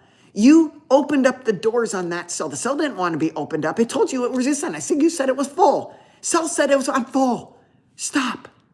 I'm going to close my doors. And now doctor goes and gives some medicine and makes the doors open, makes them open. And we do it at the benefit of you. We're going to make you more sensitive. That's BS. We just broke your normal protective mechanism. How about you just stop putting the food, not food, into your body? Because all your doctor's doing is manipulating where the sugar is. They're not changing the sugar. You're still eating it. Your insulin is still high. You're still growing fat cells fatter. Does this make sense to you guys? Doctors, I'm helping you. I'm helping. No, you're not. You're actually making it worse. You didn't tell me what I really need to do was stop eating that, eat only protein and fat. You could have just told me to eat vegan. I'd been better off. But yet you gave me metformin. You didn't want to take the time to tell me what to eat because you don't know what to eat. Look at you. You smoke and you drink and you eat carbs and you eat Oreos and you don't exercise. You don't even sleep. And we rely on these people? You relied on me. I don't do it anymore. Those doctors they won't even get your insulin level checked. They won't even let you draw your own insulin. That it amazes me. All right.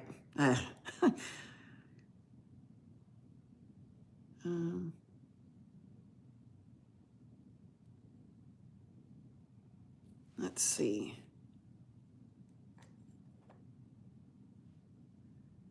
Oh, Spot over there on YouTube. Spot needs a consultation with me. I'm not going to go into all of the things that Spot is asking or telling me. So Spot needs some education. Spot needs to really start listening to some other scenarios.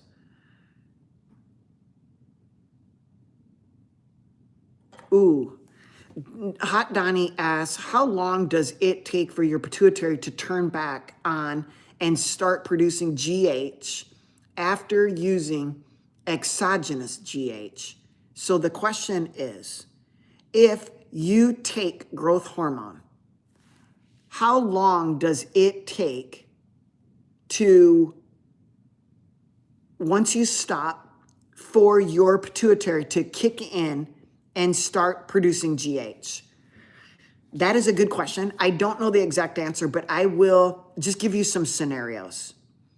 Growth hormone in general is released highly when we're exercising, high intensity exercising. So intense exercise, growth hormone will go up while we're exercising and just shortly after we're ending that intensity. So if we stop exercising right now, it's going to stay a peak for, I don't know the time, let's just say 15 minutes, okay?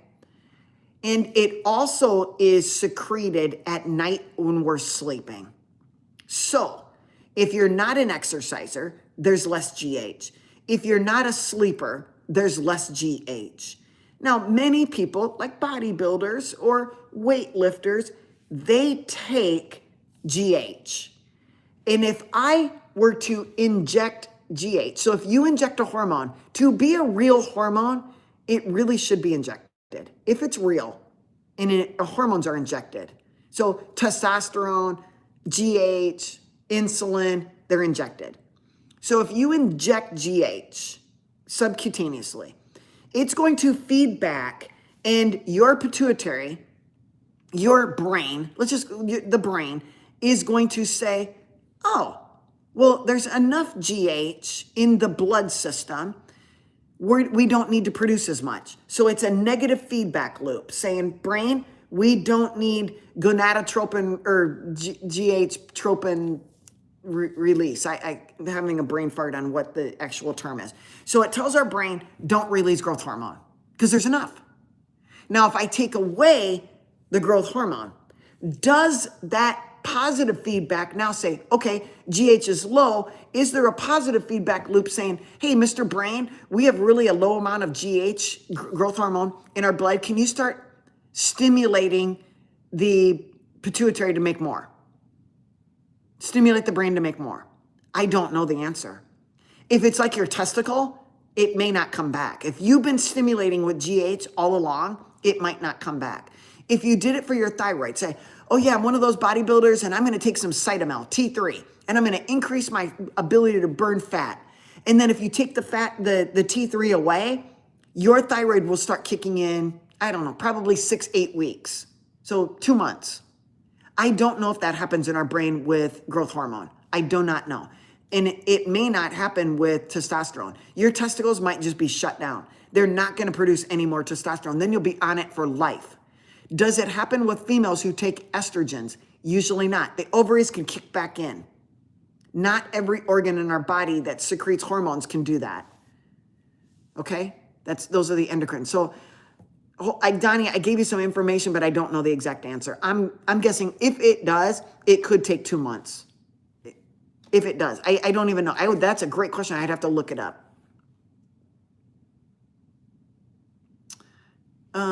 Fahrenheit asks, in your opinion, what is the most nutritional natural food? You're kind of loading this question. Natural. Does that mean natural, it grows in without man's help? Or natural as in it's a whole food source?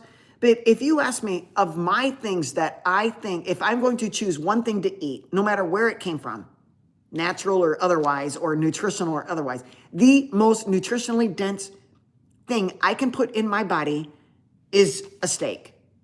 That is my opinion. Steak. Okay? It has everything I need. I can live on steak and thrive on steak every day for the rest of my life. I choose to add in eggs. Eggs are 100% bioavailable. However, some people react to albumin. Some people react to avidin that's in there. It's a type of protein that is in.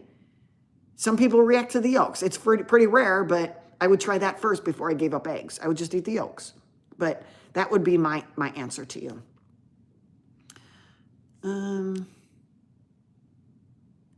Wayne says, I do it my way. Excellent. I've lost 200 pounds in less than a year. That's a lot of weight. Who doesn't want to lose 200 pounds if you had an extra 200 pounds? So Wayne lost 200 pounds. I'm assuming Wayne is always adjusting his carnivore diet to what works for him. Exactly. But he did it his way. He's lost 200 pounds. He had an extra 200 pounds to lose.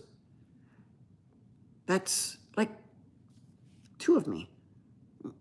Not quite. So no more coffee? Oh, time to work. That's up to you. I continue to drink coffee. It is my choice. It's what I want to do. I'm going to take into consideration that those oxalates and the phytates and the tannins are going to decrease the absorption of the things that I really need, like B vitamins, like my amino acids, like iron, like heme iron, like magnesium, calcium, selenium, zinc, all of that. So if you want to do coffee, do coffee. Lixa says, wow, my ferritin is 7, but drench in iron. Very high opening. Very high. Okay. Too high and too low ferritin is a problem. Your low ferritin at 7 tells me that your iron, it might be high. You might be consuming. You have the wrong type of iron, Lixa. You are not doing well at a ferritin of 7. You have trapped iron in your liver. You have non-heme iron trapped in your liver. Your hemoglobin could be low. Your ferritin could be low. Your hematocrit could be low. Your MCV will be sky high. It'll be in the 90s, if not 100. It'll be high. You are not absorbing B12. You are not methylating. You have pent up, stored up iron that is trapped in your liver. Your ferritin is 7, and I bet your iron is high. You have pent up non-heme iron in your liver. You have liver disease. You might have fatty liver. Your liver is not making very good, it's not doing a very good job. Your cholesterol could be off. Your triglycerides could be high. There is a lot of things going on with Lixa with a ferritin of 7 and a high iron. Not a good thing. Again, consider a consultation. And poor Lixa says, and I drink coffee. So it's kind of like a na. I drink coffee. I'm decreasing my absorption of iron. And I have sky high iron. And my ferritin is low. If you're sky high on iron, don't you think that your ferritin would be saturated with iron? It is not. Something's a problem. Drink your coffee. That is not the problem. You have another problem.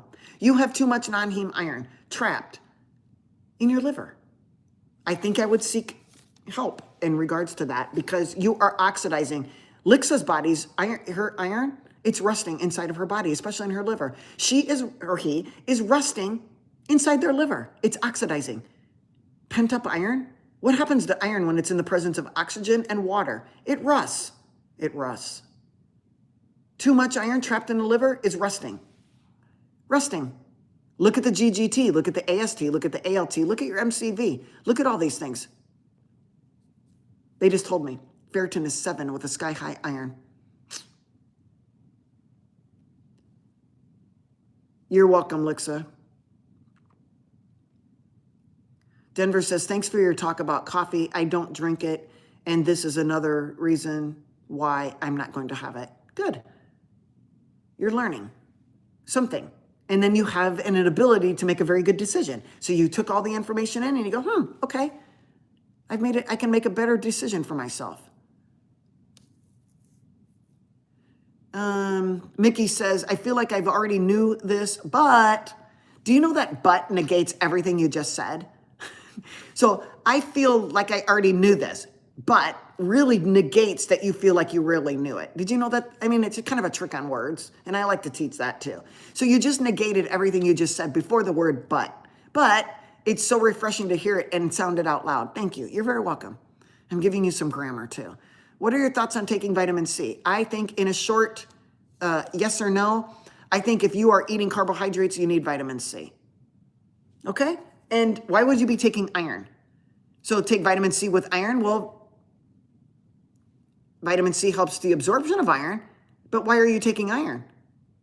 If you get kidney stones, Jaco, I think maybe you also need a consultation. If you got calcium stone or kidney stones, the most common cause of kidney stones is calcium oxalate. Oxalate. If you are taking vitamin C, taking vitamin C actually causes your body to produce more oxalate. You're going to get more kidney stones. Yikes. The only reason you need vitamin C is because you're eating carbohydrates. The carbohydrates, the sugar is blocking the vitamin C receptors. So you just keep piling on the vitamin C. And then the vitamin C, it's causing oxalates to be produced in your own body. You might not even be eating them. You say, I don't eat plants. Well, your body's making oxalates. It does that. And it's making too many. It's because you're getting calcium stones. Calcium, oxalate, stones.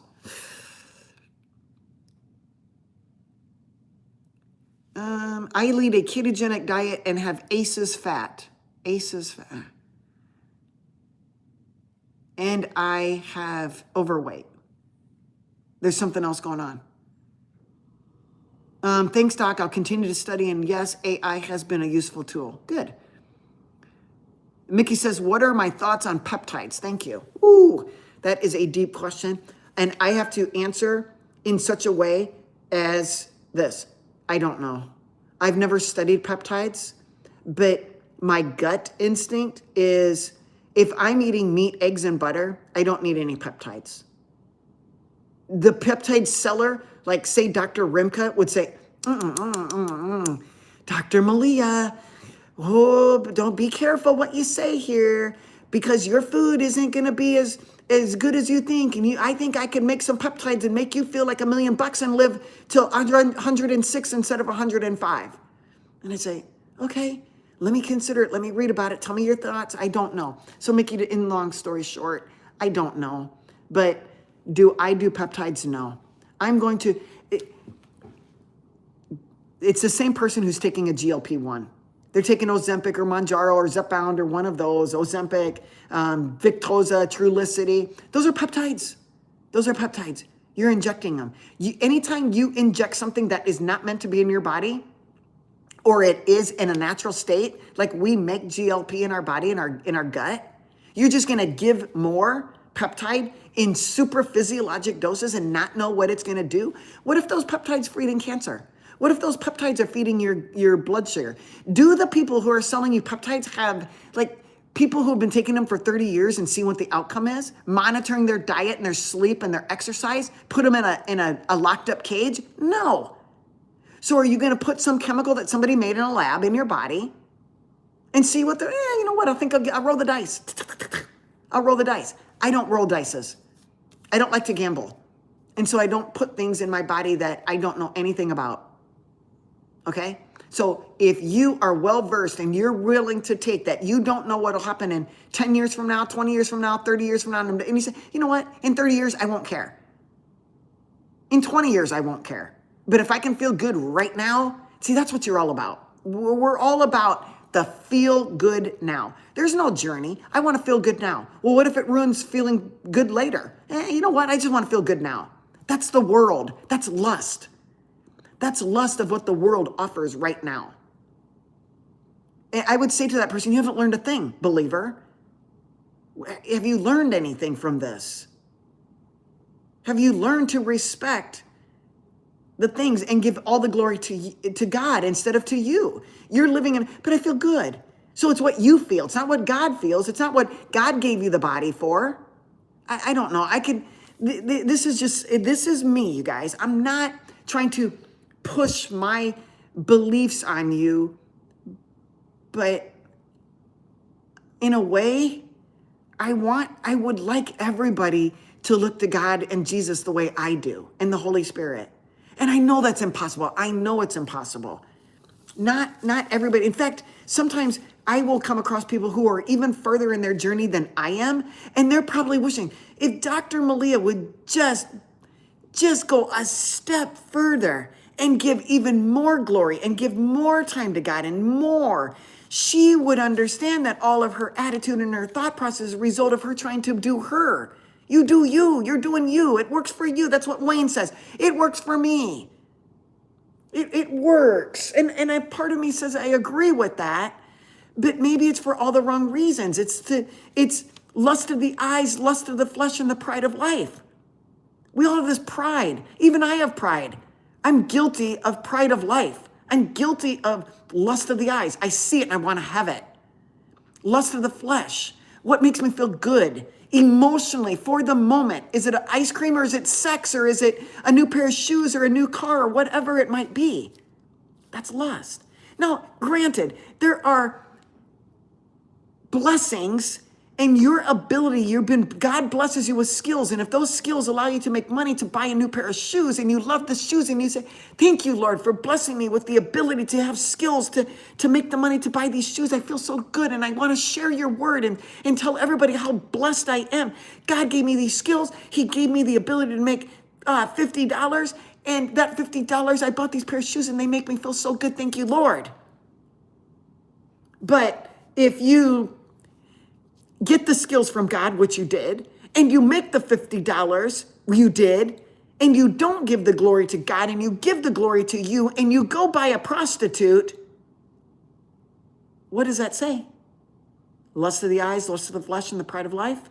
Yes. If you're a believer, your goal is to be more Christ-like and less Satan-like, less devil-like, less of the world. And that is hard. That's why we're still here, believer. You're very welcome, Margaret.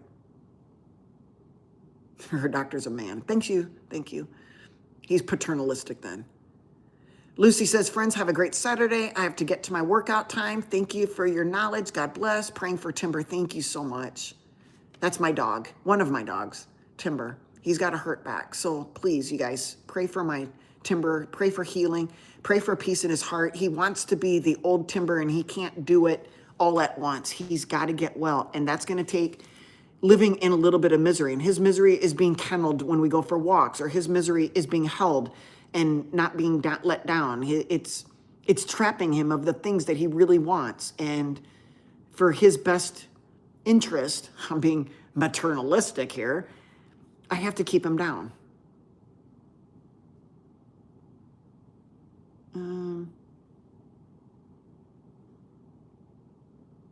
Jupiter says, is there any relation between iron and vertigo? Absolutely.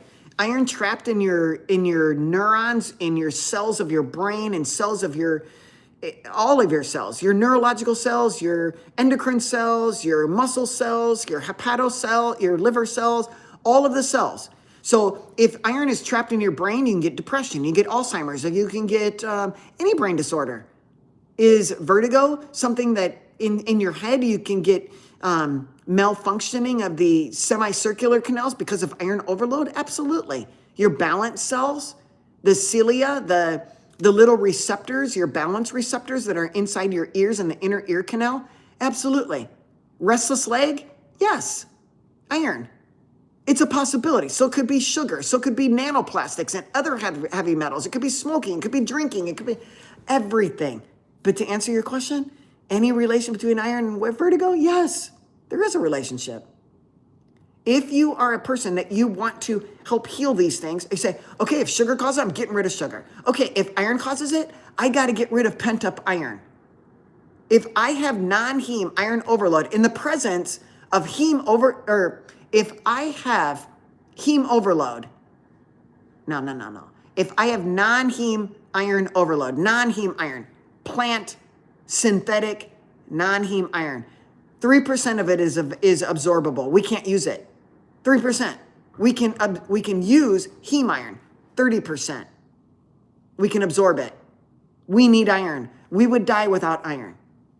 But we're getting messed up with overload of non-heme iron that gets trapped in our organs and causes problem like vertigo, like dementia, like heart disease, like peripheral vascular disease, like kidney disease, like liver disease, like all of the diseases can be caused by iron overload, pent up iron, trapped iron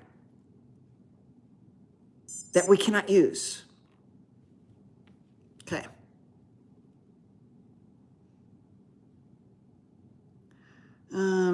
Suzuki says, geez, bro, she's trying to give info. Don't ask her that rude kind of stuff. Thank you. Thank you for sticking up for me. I appreciate that. Perfect. I am in Florida. How do I yes, you can direct message me on YouTube is a little hard because it doesn't show me that I get messages, but you can email me. This is the simplest way at IronLadyDoc, IronLadyDoc at AOL.com. Email me. We can get you set up for a consultation. We go over everything. It is not medical advice. This is not medical advice. This is for information purposes only. This is to help you educate yourself, whether it's wrong or right. I'm giving you information that you can take either to your doctor, take to AI Google, or where Grok Google, Grok or whoever your AI is, and start studying. I'm just trying to open up your brain cells. They've been snoozing for far too long. You've been indoctrinated with information that is one-sided. Okay? That is, so Lixa, IronLadyDoc@AOL.com.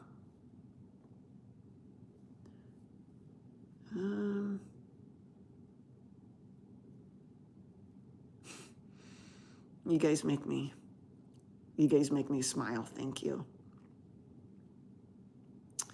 If you cannot interpret your labs, I can help you. That would also be a consult. So if you have the lab results and you want me to help you interpret the results, I can give you some information. Then you could gather the information, take notes, and go take it back to your doctor. Or, you know what, just do it on your own, Philadelphia. But yes, if you get labs and you need help interpreting, you hire me, you consult with me, and I help go through them.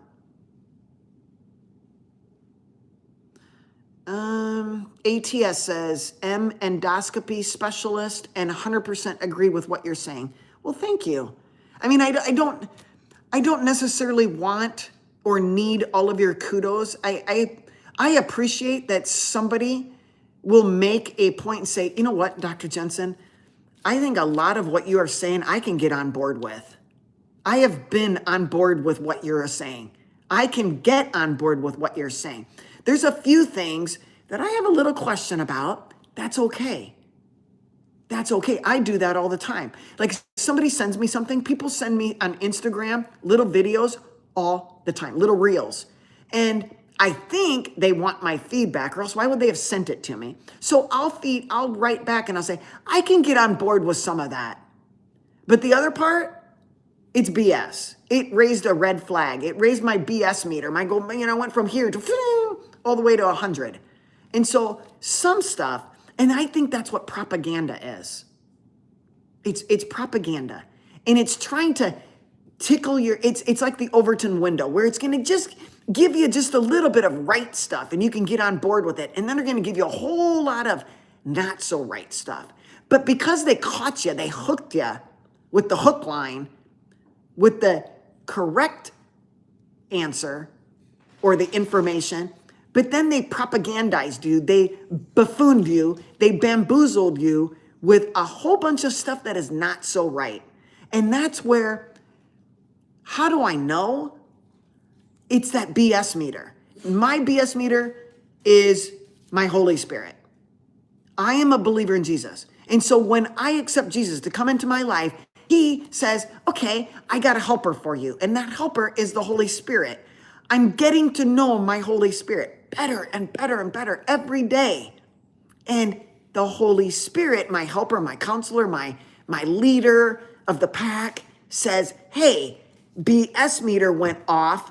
Something about that is not right. Go look it up. That's my BS meter. Okay.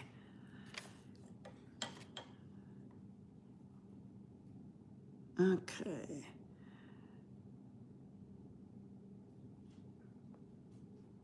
Okay, you guys are talking over there. Is the USA different in their teaching versus other countries? Well, I've talked to physicians who are in Australia and Spain and other countries, and actually, they say that their people and their medical schools taught them the exact same thing. Pharma owns every medical school. Pharma writes the curriculum of every medical school. All MDs, all DOs, all of them have the same curriculum. You might get a little bit of different training over here and a little bit different training over here, but for the most part, the curriculum that they want you to be indoctrinated in is all the same, country to country to country to country. That's my opinion. Do I know that for a fact? No. Can I see it? Yes. Do what I see and what it feeding my cup.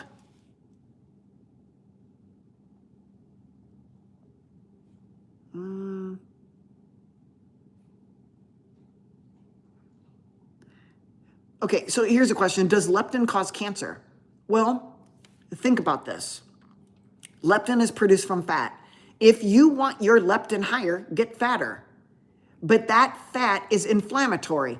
Leptin is adding to in an inflammatory nature. And it's also increasing how the possibility of getting more and more obese, okay? If leptin is way high, it's gonna take you eating this much to get to reach your leptin, your full line. If your leptin is way down here, it's not gonna take very much, okay? So you're gonna get satiated way faster than somebody who's up here. And the more fat you have, the more leptin you have. Is fat cancerogenic? Yes, it's inflammatory. If you have more and more inflammation in your body, you are feeding insulin. Insulin is high, right? It feeds, makes fat cells grow.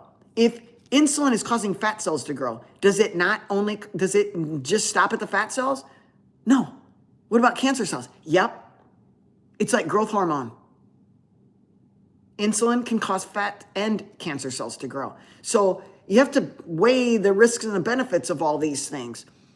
Suzuki says, are you from India? No, I am from the United States. I live in the United States of America. Oh, you were talking to somebody else. Sorry. Waldo says, is testosterone bad for leptin? No, leptin in high doses is bad for your testosterone, Waldo. If you have fat on your belly, you have a little ovary in there. And that little ovary is aromatizing your testosterone that was produced from your testicles. It's aromatizing to estrogen. Estrogens, plural. Estradiol. That's why we measure estradiol. It determines whether or not your testosterone is aromatizing. If it's very, very high, your estradiol level is your E2 level is very, very high. Yeah, you're aromatizing. If you have fat on your belly, don't let your doctor give you more testosterone. You're just aromatizing it all into more and more estrogen. Lose the belly fat by getting rid of your carbohydrates. Then your body will actually start kicking in. I have seen my men, in some of my men patients, when I was actually in the office, I would see their levels of testosterone. Like I saw a 180. The guy went carnivore, and I think it was 3 months later, his testosterone level was over 300. It was like 380 or 389 or something like that. It was, unbelievable. I couldn't believe it. You go from 180 to 380? Wow. Just with eating carnivore? He didn't even start exercising yet. Lixa says, I do think I have adrenal fatigue. You might. If you are a stressed out person, you have adrenal fatigue. Okay? You're always on edge. You're worrying. You're doing this. You're run, go, go, go. You're not sleeping. Yeah, your cortisol is going to be high. Okay? But cortisol is supposed to be high. She says, or he says it's high in the morning. Of course it's going to be high in the morning. It's a natural time to get you going. You don't want to just lay in bed all day. Well, maybe you do, but I don't. So I count on my cortisol going up early morning between 3 and 4 or 2 and 4 or 2 and 5. It's going to go up. That is natural. Get you out of bed. It's like your wake up clock. Hey, doctor, get up out of bed. I go, okay, it's time to go. It's time to go exercise. It's time to go do whatever. Okay. So yes, cortisol is naturally going to be high. If you're checking your blood sugar right when you're early morning, like if you release your cortisol between 3 and 5 in the morning, and then you go check your blood sugar at 7 a.m. and get an insulin level, they're both going to be high because the cortisol is high. Wait, let it come down, and then get your blood at 10 or 10:30, 11, and that'll be more accurate. So your sodium is low. Yeah, I would check your insulin level.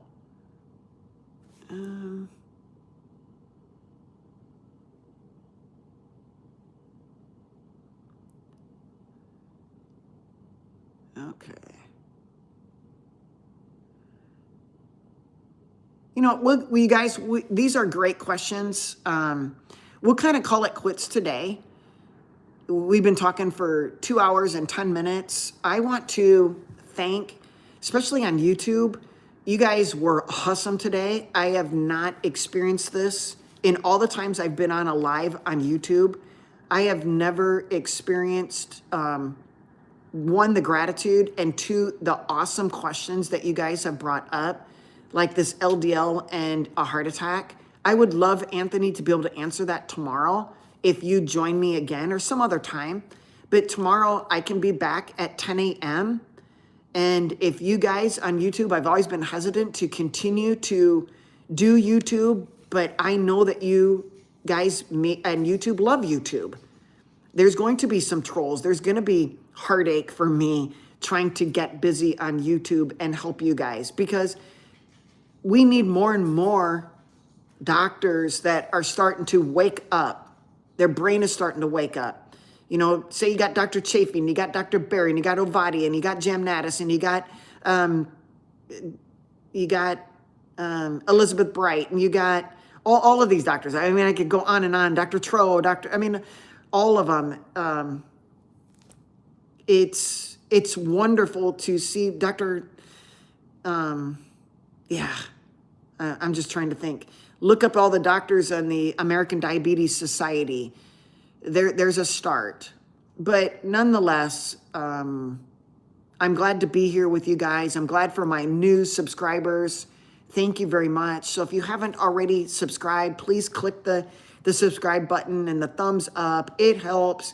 Eventually, we're going to get more and more people that can get involved in trying to be their own doctor instead of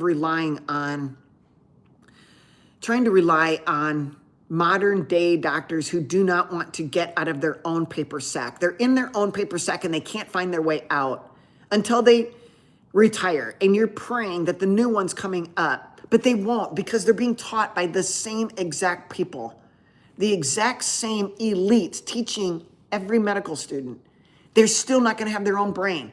They're being indoctrinated. You know, I just finished reading this book. I'll leave it. I read a lot of books. I just finished reading. It's called A Brave New World, and it's by Aldous Huxley.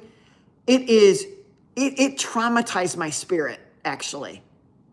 I wanted to stop reading it, and I kept going because I'm not one of those people that stop reading. But it is all about, it was written in the early 1900s, and it has some correlation to 1984, okay?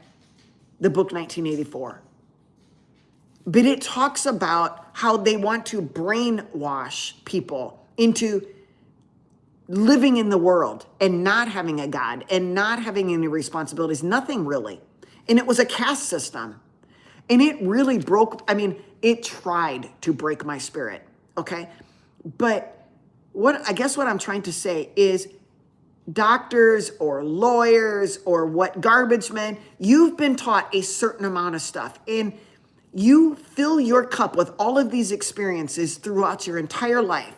And those experiences build up, and you naturally want to base everything that you see in the future on those experiences. That means if your cup is getting fuller and fuller and fuller, you are basing everything in the future on your current experiences. How do you think you would ever have room to make a new experience? You actually have to dump out some of your cup of experiences. You're not going to throw them away. You're just going to dump them out on the table, let's say. You're going to dump some experiences out so you have room to make a new experience, so you could see things a different way. But if I brainwash you and I propaganda you and I media you and I social media you and I TV you and I radio you, you are going to continue seeing everything in the future based on every one of those experiences. And you can't get rid of them. You don't want to. You don't know to. So I congratulate you if you want to try to dump out some old experiences. You can always go back to them. But the only way you're going to get new experiences is by dumping out some old ones. You have to undo what you learn, and you have to relearn something new. That something new could be wrong, but you're never going to know. I thought the exact same thing. I know it all. I went to medical school. I did a residency. I am a doctor. I have a stethoscope and a white coat, and I know best. For you. I didn't.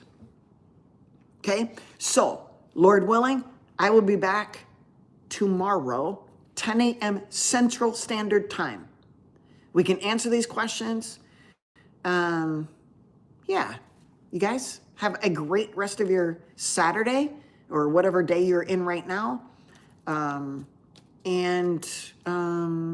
If you would like to consult with me, email me, IronLadyDoc@AOL.com. All right? So you guys have a blessed Saturday. See ya.